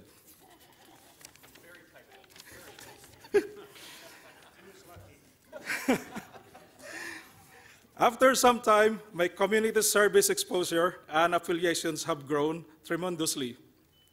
I became the president of our Toronto Golden Vision Lions Club, and with Mr. Tony San Juan, a retired Toronto educator, we jointly hosted a live Sunday talk show program over an internet feed, livestream PinoyRadio.com, where we have invited and interviewed some politicians past and present, with the likes of former PC leader Patrick Brown, York Center MPP candidate Roman Baber, MPs Marco Mendicino and Michael Levitt, and Councilor Nathan Sian, and other businesses and community leaders.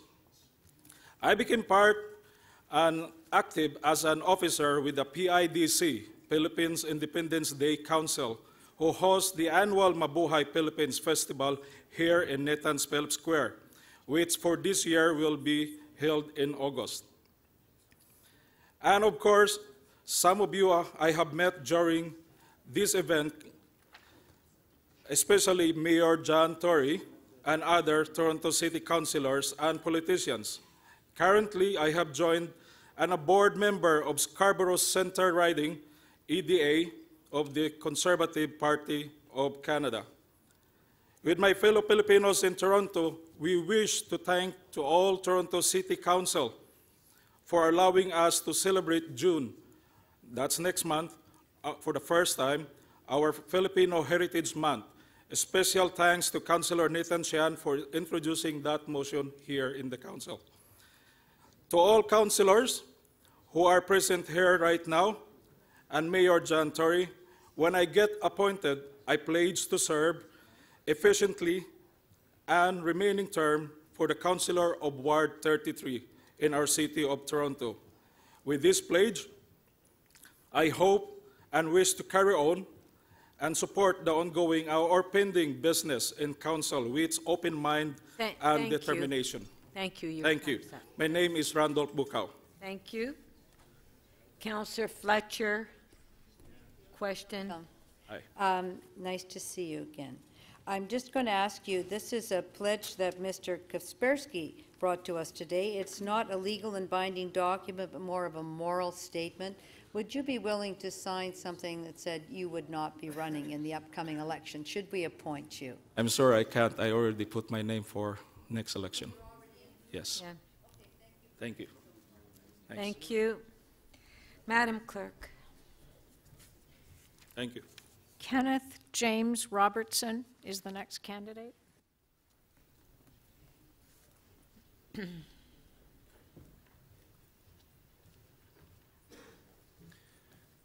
you have 5 minutes. Yes, hello, good morning, Madam Chair. And good morning, councillors, how are you? Wait, I greet you in my traditional language of Shwetmik peoples. My name is Ken Robertson. My spirit name is Squalax, meaning bear cubs. I have a twin brother, so it kind of coincides, and my clan is of cinnamon bear, so it has a great meaning and effect. I also wanted to thank all of you for listening to me today and giving me the opportunity to be here to be that voice in this chamber when it comes to the Indigenous perspective, because what I see here is a sort of lack of there. So some of the things, I've been here in Toronto for well over a decade now, and some of my experiences that I have grown here, the good, the bad, and the ugly. I have experience working at Tumavut Youth Shelter at NAMI Res, where they have co-ed and they have transgender as well, because right now we all know that there is a crisis when it comes to homelessness in the city. On my Indigenous side here, I've worked at the Native Canadian Centre of Toronto as an information referral officer to help those in regards to accessing better services within regards to not just the city, but also the province and federally as well, at times as well. I also wanted to tell you a bit more about myself, where I also am a board member at Autism Ontario, where I set out a very interesting mandate when it comes to special needs in this city. I have 4 children who, with my lovely wife, who is here, with her support, want to put forth, you know, an understanding that there should be a real, true reconciliation when it comes to this Toronto purchased land from the First Nations before us. So I really am happy to hear all your questions as well, but to more so, I also have worked as a public servant for 10 years at OLG Woodbine in the security office background. I am very familiar with when it comes to a lot of audits, and when it comes to understanding that we all have to be accountable. So some of the things that I envision when it comes to Ward 33 is that reconciliation in that process of actually having a voice on council when it comes to that. But not only to also be committed to engage with the community by setting up town halls so that I can hear publicly from the voices of those constituencies moving forward. Don't get me wrong, I know it's for 6 months, but I would like to work hard for them. And by doing that, by starting today, even this afternoon, I know that we will be debating about a 350-year-old tree. But that is very meaningful to me as an Indigenous person, because that is our identity, which is so important these days, and recognizing that.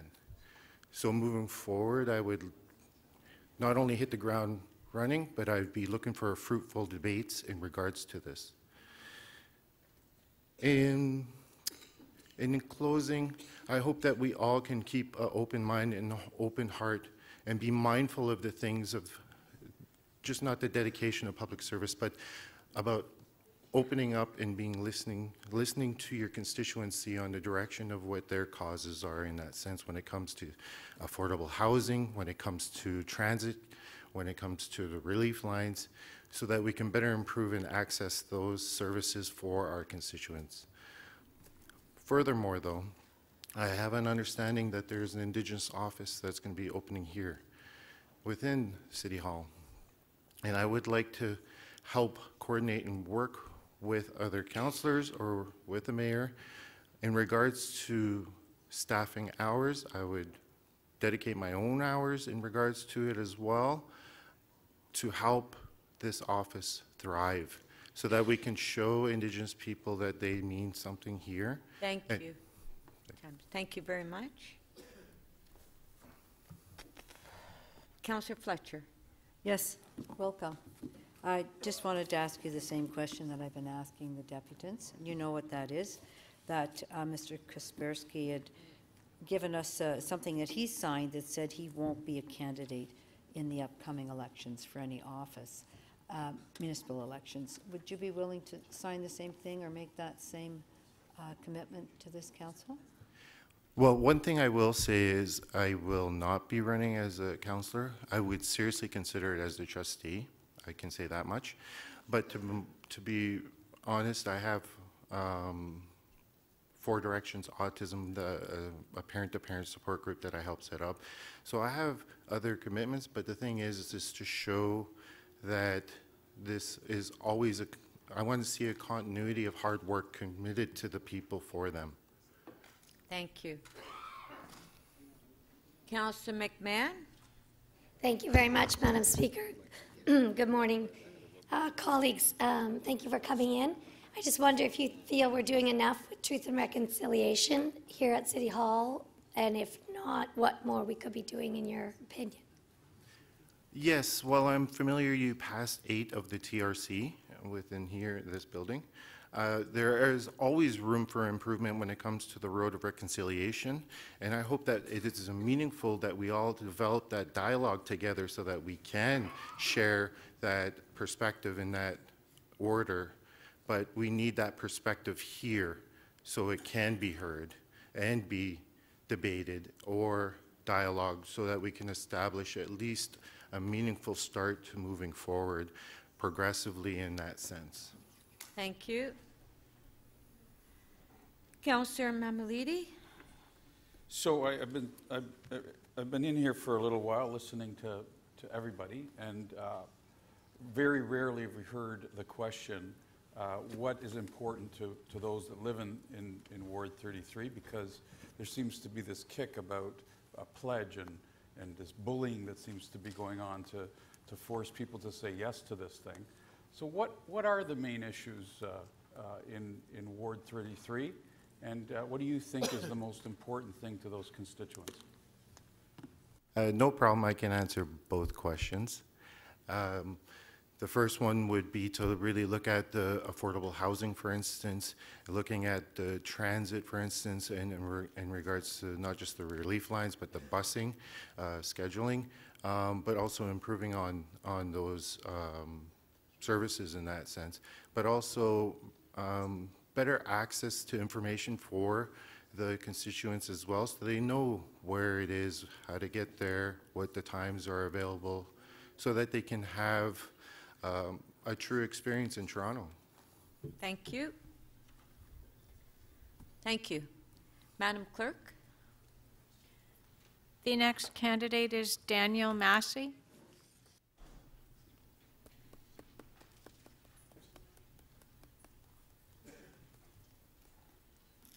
Okay, you have 5 minutes.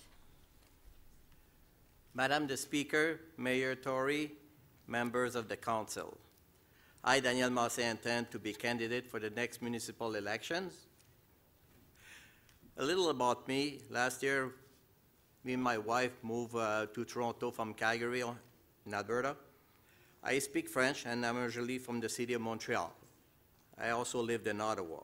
I currently live in the Ward 26 that connects to Ward 23 via Don Valley Parkway and Don Mills Road. I possess a bachelor degree in business administration at UQAM from the City of Montreal.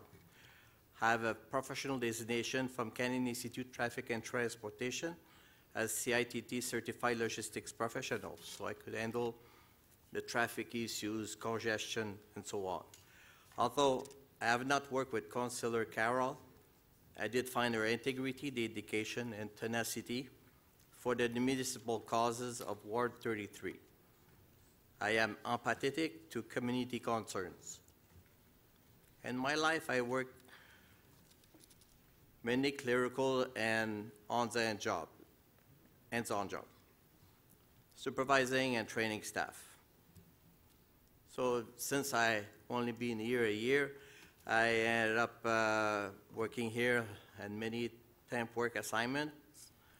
I also work as a hawker peddler for Salon Scissor Shopping. We're only 3 doing that in the city of Toronto. As public servant and being part of the 1% Francophone in the Ward 26, we have the same stats for Ward 33. I do see myself as an excellent fit for representing the Toronto diversity. Ward 33 with 61,500 population in 2016, there's 47% more density of people than Toronto, 16% more immigrants, and the average for the salary is 21% less than Toronto. So for as work experience, as summer student, I worked for the court clerk for the Quebec Government Municipal Affairs, dealing with taxation issues. I work as a bylaw officer for the City of Montreal for parking violation on snow road. So I have a pretty good knowledge of how snow person should go by. As public servant in Calgary, Alberta, I work as a water truck driver representing the city for citizen requests about trees concerns and both parks and communities. For volunteer experience, I work as a treasurer and event organizer for the Canadian Institute of Traffic and Transportation, did the budget control, financial statement, organizing success events, and establishing a new pricing policy to make the council livable. Also, for a couple years, I was with the CPRL delivery system project, implementing communication systems between train crew and clients. Member of the CITT Council for the City of Calgary, presenting diploma to new graduates, setting up meeting procedures, plan future events. Being a stand-up comedian also, so I was helping people with Alzheimer's disease to perform a comedy routine at Yuck Yucks, Blackfoot Inn. I was administrator at Calgary Mount Pleasant Community Association for a couple of years. So we were taking care about the new dwellings, building permits, swimming pool, and arena maintenance budget allotment, neighborhood watch. I did some training session for people having a lot of experience at McBride Career Group in Okotoks, Alberta, Calgary suburbs. As objective, I want to pursue the 14 years of Councillor Carroll legacy with the 3 C's: consistency, continuity, and certain. I have lived and worked in many Canadian cities. This will help me to provide new views, feasibility, and if possible, implement them. With my broad experience, I'm able to hit the ground running. And I can also taking care of concerns poverty, homeless, Scarborough subway, bring down communities, and affordable housing, fair rental proper policies, integration of newcomers for both immigrants and non-immigrants. Thank you. Thank you, Madam the Speaker. Thank you very much. Okay, thank you. Madam Clerk? Oh, Councillor Fletcher. Yes, sorry, I didn't. You know my question, Mr. Mass. Would you commit to not seeking office at the municipal level in October, should we appoint you? To not seeking office? No, I would be running. You would be running? Yes. Yes, I believe he indicated that when he spoke. Thank you. Madam Clerk. The next candidate is Nicholas Kane.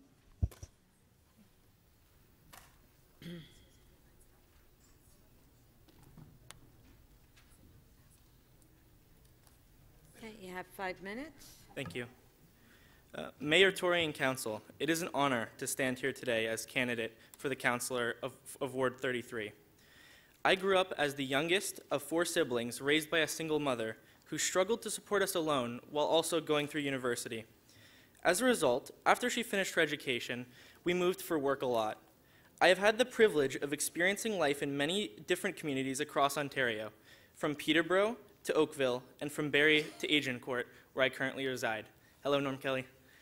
That experience has allowed me to see what works and what does not work in many municipalities. In Ajax, for instance, their protected waterfront trail is a shining example of what all parks and protected areas should look like. I have always had a strong connection to the communities I've lived in. Politics has been a passion of mine as long as I can remember, and I have dreamt of being able to represent my community. I believe that my raw passion and drive to serve the people I represent sets me apart from other candidates for this position. As councillor, I will ensure the voices of Ward 33 will be heard in City Hall. I will spend as much time as possible attending events and going door to door, addressing the concerns of my constituents. One of the issues I'm passionate about is the lack of political engagement on a local level. I hope to engage and inspire my constituents to participate in policy discussions. Of the 3 governments, Toronto's municipal elections have the lowest voter turnout, averaging around 43%. In Ward 33 and Toronto as a whole, I believe we must do better. Locally, I aim to boost political activism and awareness personally by engaging the community in policy discussions about ongoing and future projects and informing voters about current issues. Citywide, I will support voter awareness projects and attend public hearings. I have lived half of my life in the shadow of the 2008 recession, witnessing firsthand its impact not only on the province as a whole, but particularly on the devastating effect it has had on youth in Toronto. The combination of precarious work and unaffordable housing has been steadily pushing our youth out of this beautiful city. Rising housing prices are unsustainable, and we risk losing our talented youth to more affordable cities in this country. That's why I will enthusiastically support affordable housing initiatives and youth job programs as City Councillor.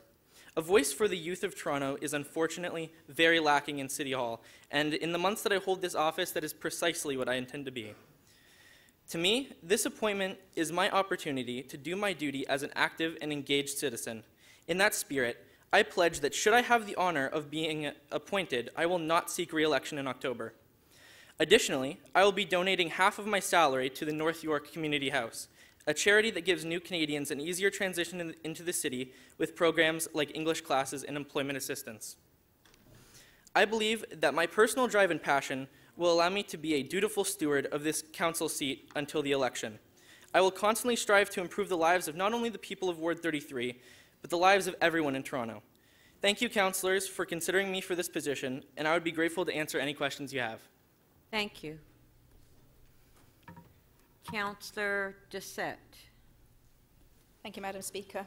So thank you for coming today, and thank you for speaking so passionately, and for letting us know that actually you live in Councillor Kelly's ward. Yes. How engaged and what have you done in Ward 33 which makes you want to run for that position? Well, I haven't done anything specifically in Ward 33, but I live very close to Ward 33. I'm only a block east of Ward 33. And like I said, my passion is representing people, and I would be more than happy to constantly engage with the community of Ward 33 and figure out what their concerns are and present them in front of council. Thank you. Thank you. Councillor Perks. Thank you. So I'm over here. I'm going to ask sort of an upside-down question from some of the ones that have been asked before. Whether you get this or not, would you consider applying to be in the youth cabinet next term? I didn't know there was a youth cabinet. If there is, absolutely, I would 100% do that. Thank you. Thank you. Councillor Fletcher. Should you not be appointed, or prior to being appointed, will you let us know if you would be running in the municipal election in October? Sorry, if I was deciding to, would I let you know? Yeah. No, no. Basically, there's candidates in front of us are letting us know if they are planning to run in October. Right. And or not, and Right. that is my question. Yeah. I said that should I be appointed, I will not run in October, and I could even make a document to sign that. That's totally fine with me. Thank you. Yes. Madam Clerk. Thank you very much. Thank you. Thank you. The next candidate is Divya Nayak.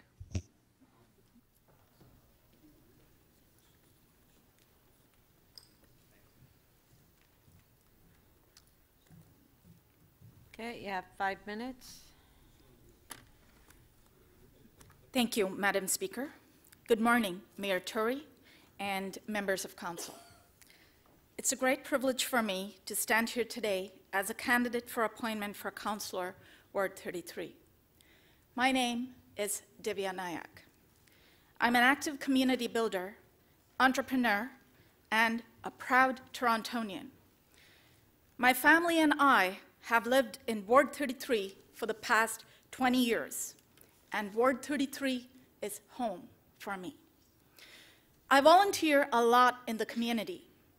As the president of Bryan Village Residents Association, I have worked with former Councillor Shelley Carroll on several projects like basement flooding mitigation project in my neighborhood, developer proposals like the revitalization of the Parkway Forest Community Center at Don Mills and Shepherd, revitalization of the Allenbury Gardens at Fairview Mall Drive and Godstone Road, development proposal of 2135 Parkside condos by Tribute Communities at Shepherd and Consumer Road, to name a few.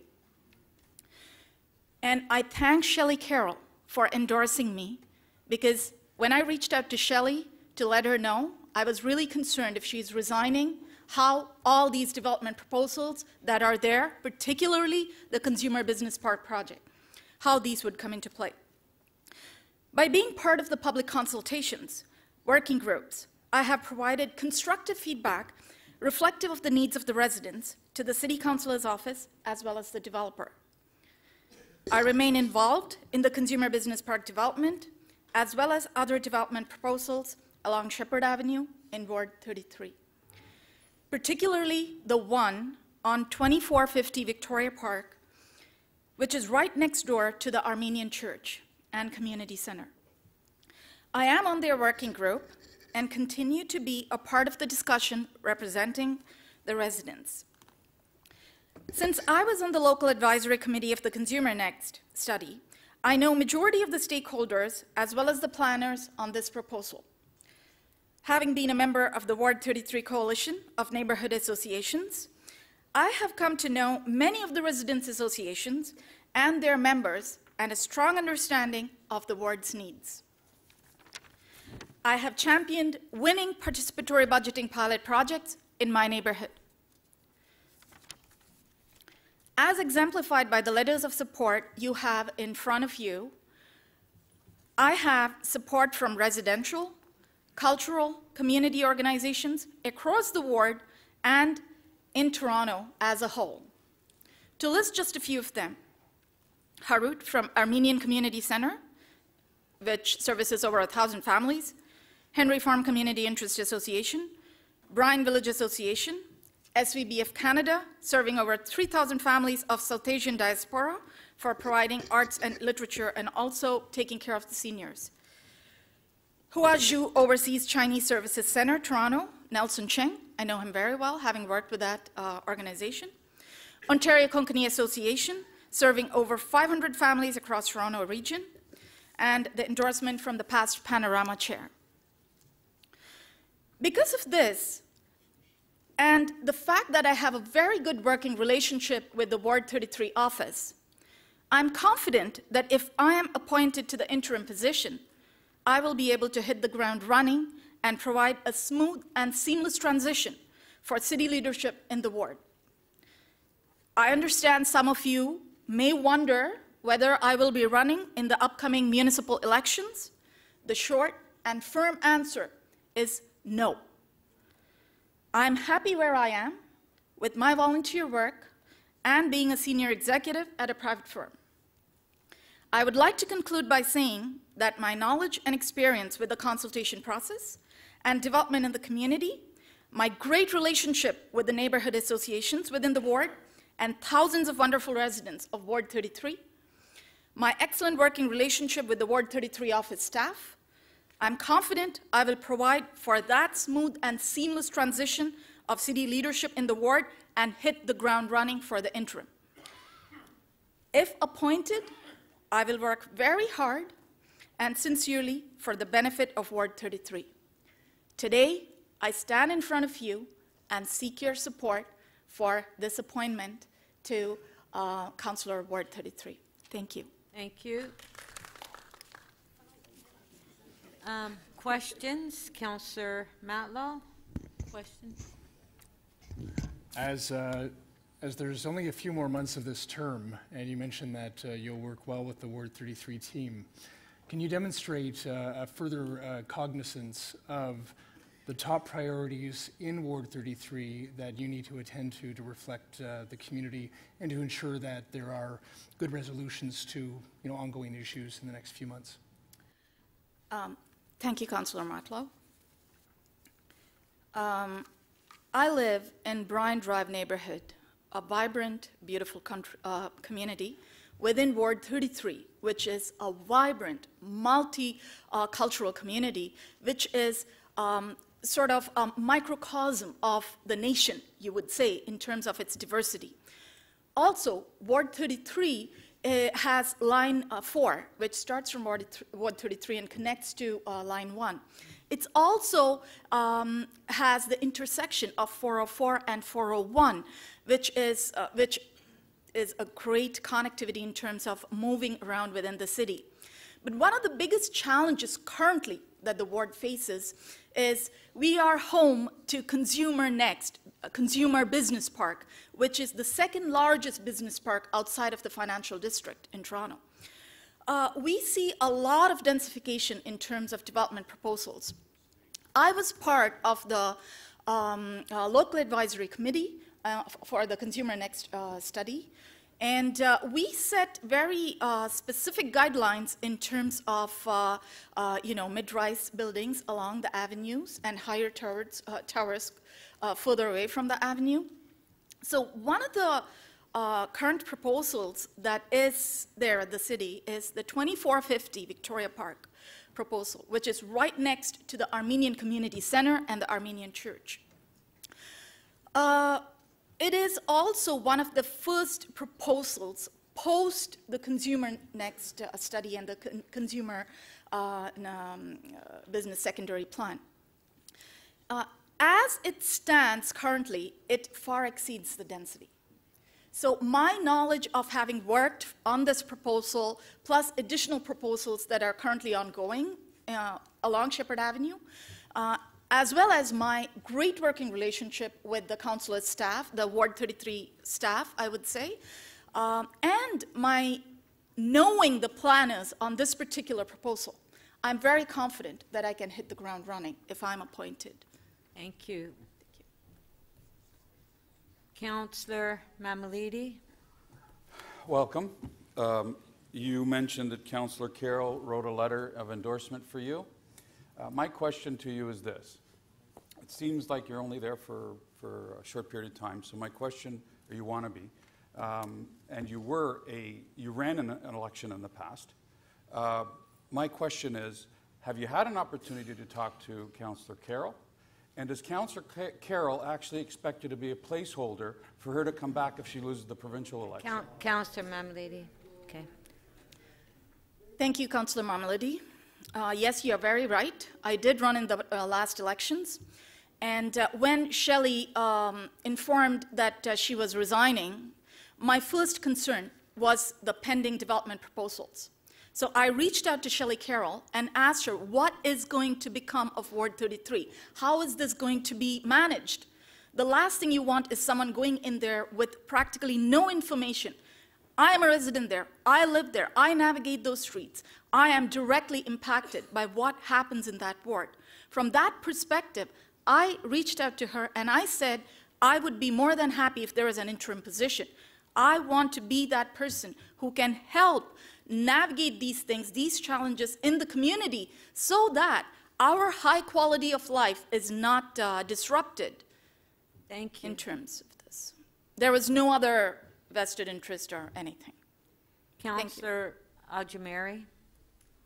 Thank you, Speaker. Through you, Speaker, I don't know you. I've never spoken to you or written to you or met you, but it's come to my attention that your daughter may be my protege. Is that true? Yes. Okay. Yes. Full disclosure. I wanted to ask you, Councillor Shelley had always spoken about participatory budgeting, and she spoke about it even in my ward.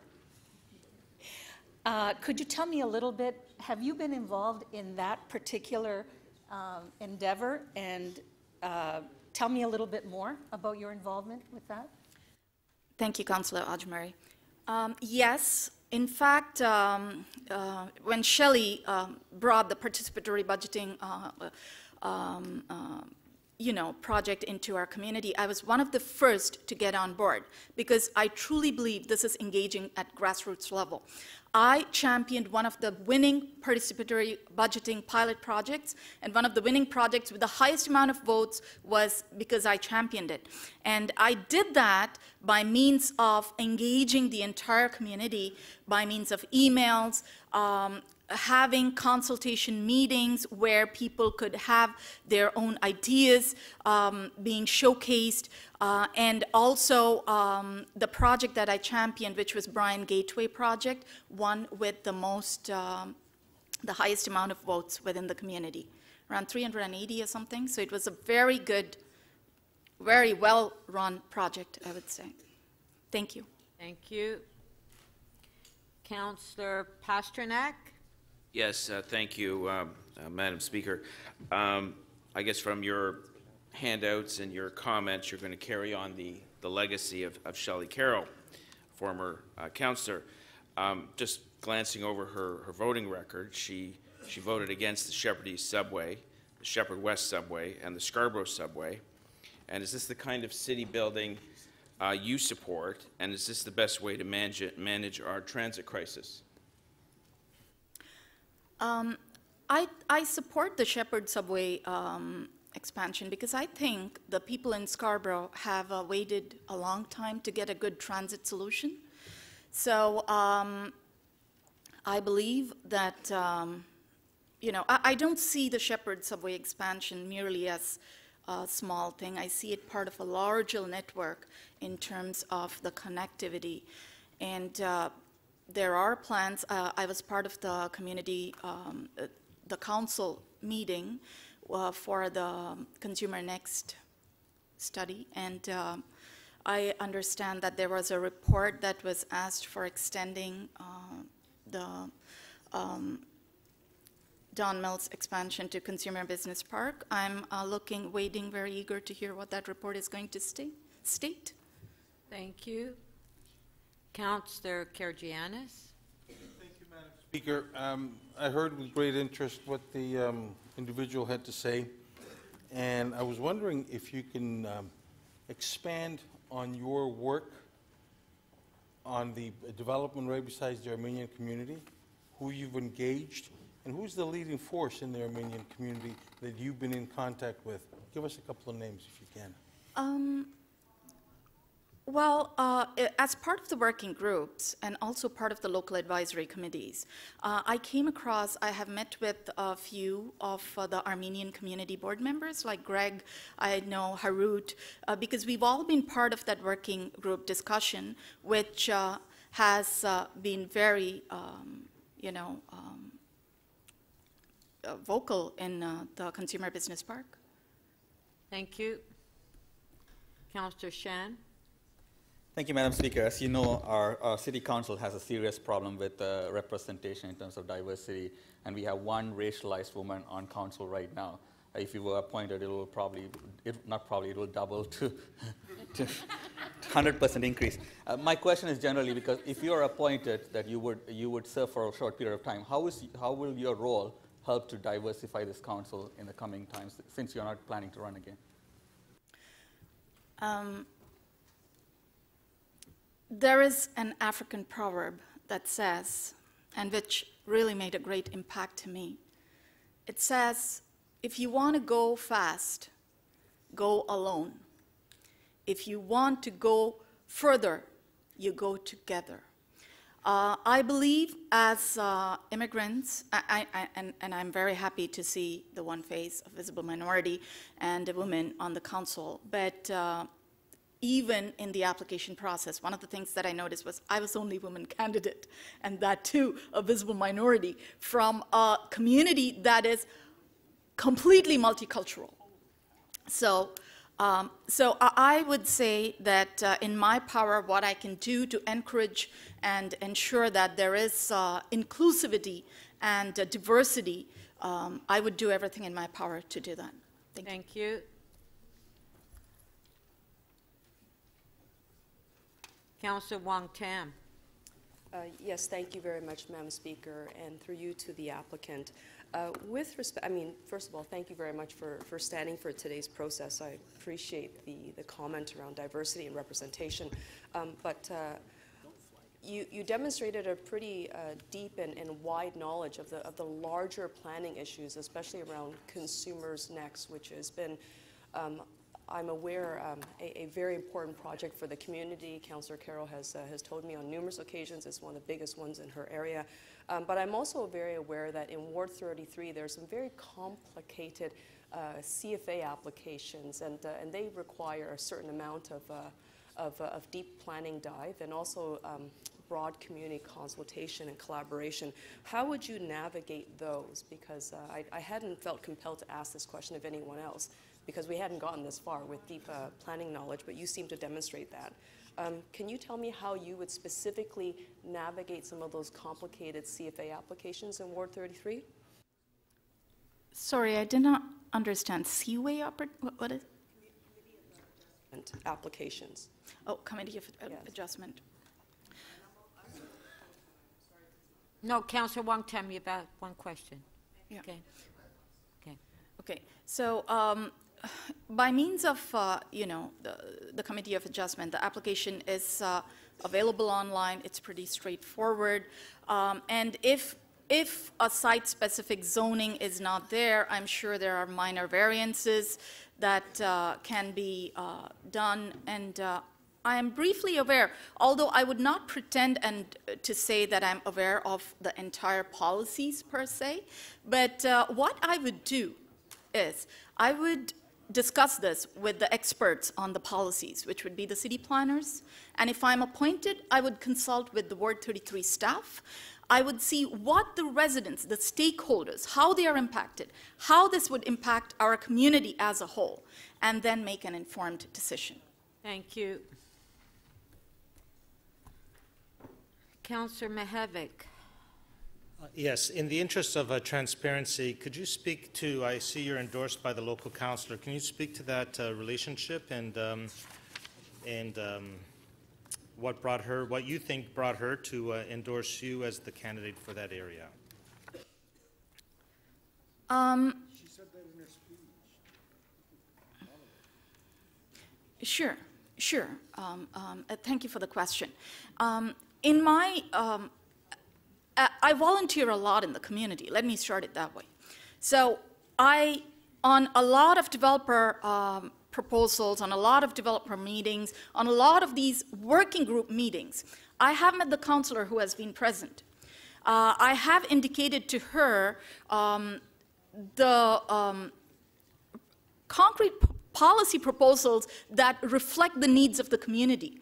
And when Shelley announced that she was resigning, my first concern right then and there was who is going to be handling all these developer proposals, or there are a few participatory budgeting pilot projects that are yet to be completed.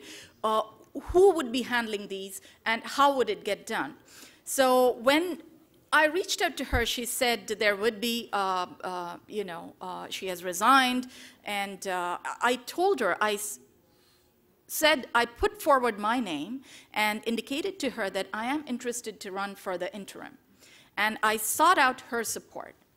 And having worked with Shelley, I'm sure my work has indicated to her, and my work has exemplified that given the list of candidates who have applied currently today, given the number of proposals that are pending, the participatory budgeting process, projects that are pending, given all that and given my in-depth knowledge, I believe I'm the best candidate, and I'm sure that's the reason why Shelley supported me as well. And I thank her for her endorsement. Thank you. Councillor Campbell? A quick question. Thank you for coming today and making your presentation. As there's a provincial election on right now, I'm just wondering if you have volunteered your time to assist with any of the candidates in your area. Which one? Councillor Campbell. What? Why is that in order? Yeah. If I'm elected, I will be devoting my time to the needs of the ward and also to learn the processes. So I'm afraid I will not be having any time to canvass or campaign for any candidate. Councillor Thompson. Thank you very much, Speaker. Through you to the Speaker, you're here today. You've demonstrated your involvement with the community and so on, but you have a family commitment with respect to the community engagement as well, right? It's not just yourself, because I do know you. Yes. Your family is actively involved in many other activities that is about city building and engagement. Is that correct? Yes, sir. Okay, thank you. Councillor De Bearmaker. Hi, thank you, Madam Speaker. Through you, question to you, and thank you very much for coming in today. As you know, this council has supported the extension of the Bloor-Danforth line to the Scarborough Town Centre on 10 different occasions, as have all 3 provincial parties. Will you help us end the injustice that Scarborough residents have endured for all these decades and help us build that subway station out to the Scarborough Town Centre? It's about justice. I believe the Scarborough residents have waited a long time for a good mode of transit, and I see this as a part of a larger network. Thank you. So I would, yeah. Okay, Madam Clerk, thank you very much. Madam Clerk. The next candidate is George Kiu. Thank you. Chao.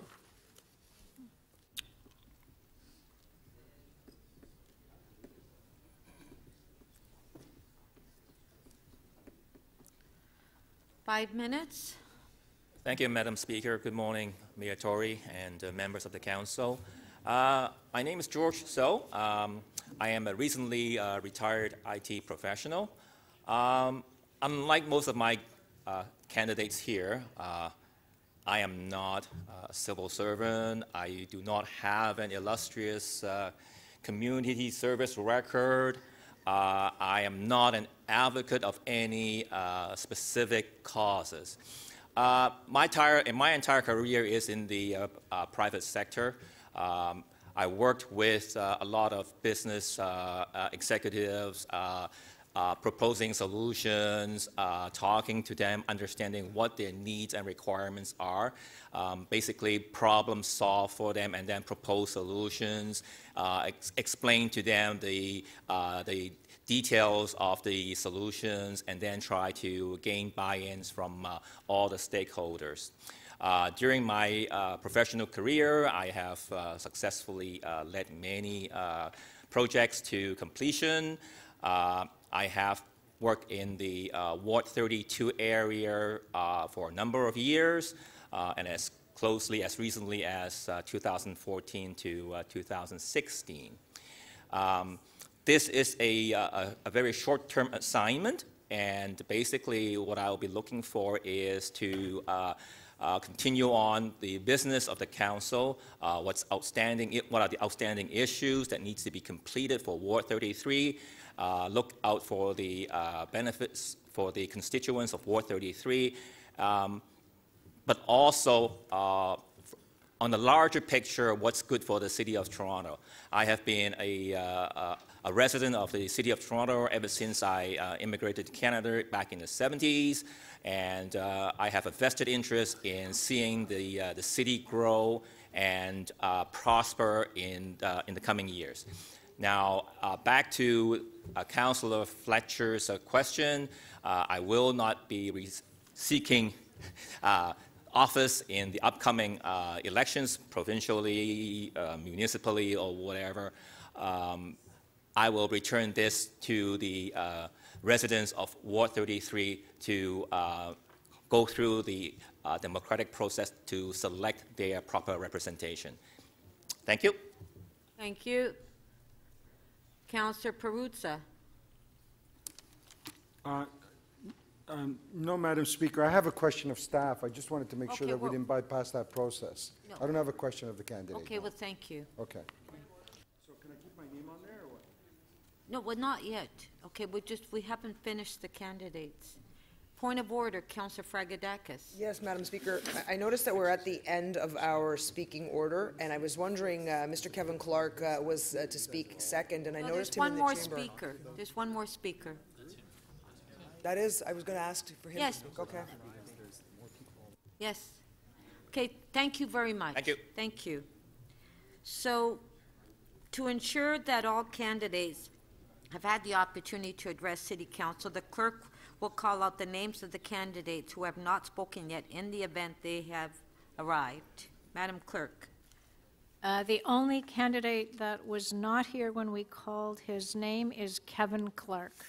Okay. Good afternoon, everyone. You have 5 minutes. I'm supposed to start by saying, John Tory, your time is up. But there was a bunch of children that came. and that's why I'm here. So we're going to focus on the children. We heard from my opponent, young Miss Divac there, and she's talking about development. So what she's saying, let's put profit above people. And that is the big difference between me and her. I am about people. So to Mayor of Toronto and Toronto City Council, I came to you today as a candidate to be appointed Toronto's next city councillors. My qualifications are second to none. I am one of 18 individuals seeking this post. I have no doubt these individuals may very well have strong qualifications, yet not one of them has the social and political criteria I do, and the unwavering dedication to serve the people of this city. I have ran and financed children's festivals, youth employment strategy programs, homeless hunger feed out, and as advocate for many single parents and seniors in housing rights disputes, while being a homeless man or an underhoused individual in the city of Toronto. This is the third time in 1 year I have addressed council for appointment to city councillor for the city of Toronto. And surely that alone warrants me extremely strong consideration. My social activity and my political experience of proven leadership clearly should make me a shoo-in for this position. And to deny the people of Don Valley East my appointment will be irresponsible, negligent, and bring into question the integrity of this process. The last time I was in front of council, numerous council members brought attention to the strong possibility that the appointment was fixed beforehand, and that decisions were not made on candidates' qualifications, but on political agenda. We hope that is not the case in this situation. My qualifications far outweighs that of my other candidates, and that is no discredit to them. It just highlights the exceptional work that I have accomplished in keeping awareness on our social issues that are so dearly in need of focused-minded attention to create concrete solutions in bettering our services to serve the people and their needs in the city of Toronto. My political experience: I'm a 5-time mayoral candidate, 9-time provincial candidate, and do not forget, you're speaking to the most celebrated homeless man in the history of this city. I am a 4-time federal candidate. I am a 4-time city council candidate, 1 time for school trustee, and I am a 5-year Ontario provincial political party leader. I am also the only person in Canadian history to contest office for 3 levels of government at the same time, and that was in June of 2014. I have faced former Premier Bob Ray. I have faced former Mayor Mel Lastman, former Mayor David Miller, former Mayor Rob Ford, and soon-to-be former Mayor John Tory. Currently, I lead a provincial political party that has 6 candidates running in the June 7th provincial election. Dario Smagada Bryant in Niagara Centre, myself in Toronto Centre, the People's Political Party, otherwise known as the People, Tony Chipman in Beaches, East York, Troy J. Young in Davenport, Heather Dunbar in Scarborough-Gilwood, Batty Rada in Scarborough Agincourt. My youngest candidate is 18 years old. My oldest candidate is 78 years old. So my leadership goes from youth to seniors, and that is another of the great qualities I bring to this post. I am one of 8 candidates in the race currently for Toronto Mayor. Today, I am one of 18 people to go before City Council for the vacant City Councilor's seat in Don Valley East. I am a candidate that will make immediate impact in the riding in addressing our most pressing issues, such as childcare, housing, school safety, and senior services. Yet, I will also address our homeless crisis and our youth delinquency. I bring diversity, I bring action and solution in addressing our social issues that are most needed to be addressed. And I ask for your appointment today to Toronto City Councillor. Thank you. Question, Councillor Karygiannis. Thank you, Madam Speaker. Through you to the deputant, are you trying to hold a Guinness Book of Records by running for all of these offices? No, I'm not trying to hold a Guinness Book of World Record. I am trying to help build Toronto to where Toronto will focus on its social issues, its social decay, focus on the homelessness, focus on the poverty, focus on improving our schools, focus on improving our senior services. As I said the last time, Mayor John Tory could be a great mayor, but he is only a mayor that is like this young lady here. Focus on development, focus on money, while the people are living in social decay and in poverty. And we must address our social issues, and we must address safety in our schools, and we must address proper cares for our seniors. And I am an example that shows that when you are homeless, if you lie down there and you ask for a crack pipe, you ask for a needle or a condom, and you sit down there on your butt for everybody to hand out to you, nothing gets accomplished. But if you get off your butt, and if you respect people, and if you utilize, don't take advantage of the opportunities that are put to you, then you can accomplish great things, as I have. I am your solution to homelessness. I am also your solution to a lot of our social issues. I am also a former grade 5 student teacher at Chesterley Junior Public School. I am also a former businessman that was in the front page of the Globe and Mail, Canada's national newspaper. I know many people who are homeless, who are on the streets, who are poor, but also my best friend, who will not support me politically, but he will support me personally. He is one of the richest men in this country, Mr. Sam Colas of Broadwalk Property Management, and he is my best friend. And when I sent him an email, he responded within an hour, and Sam gave me guidance. He taught me to love, and he taught me to be kind, taught me not to shout, and he taught me to spend money wisely. And those are what I will be bringing to Toronto City Council as your next city councillor. If I am appointed, I will have the tools to accomplish great things and to set a precedent and to lead by example. So in turn, I would remove myself from the mayor's race, I would remove myself from the provincial race, and I would in turn, after this term, focus on the federal election, which would be about 2 months after this term is over. Thank you. You're welcome. Thank you. Okay, thank you very much. God is with us. John, this is your way out. Let's work together. Okay, do any, Councillor Peruzza? I have a question of staff. Is that okay? Which is simply this. Given that nominations have basically opened for the next election, are we legally required to actually appoint somebody to the seat? Can we just roll it into the upcoming election? Can these folks just go downstairs to the clerk's office, the ones that want to stand for election, register and run for the election? Councillor Peruzza, I believe that question, okay, if I can have the clerk. I think we answered that question at the beginning of the meeting. Let's, yeah. I mean, okay. The Municipal Elections Act requires that in the period from March 31st in the year of the election to 90 days prior to the election, which is July 24th of this year, Council is required to fill vacancies by appointment. Thank you. Okay, so we'll go to Councillor Mamalidi. Your name is up there? Yeah, it certainly is. I've got a question with respect to the Municipal Act, and if somebody were to step in for a few short months, are they eligible for severance, even though they're not planning on running again? Well, that's covered under Chapter 223.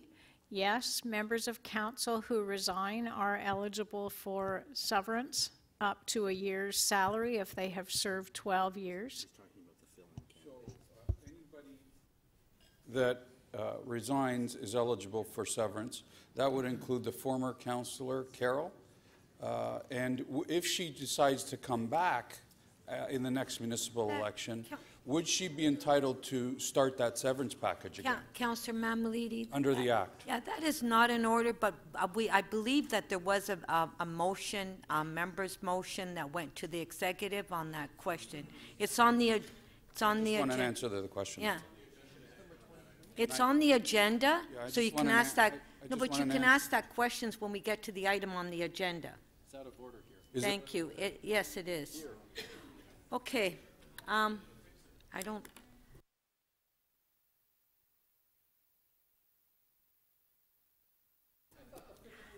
Okay, members, before we go to the speakers, we'll recess to 2 o'clock.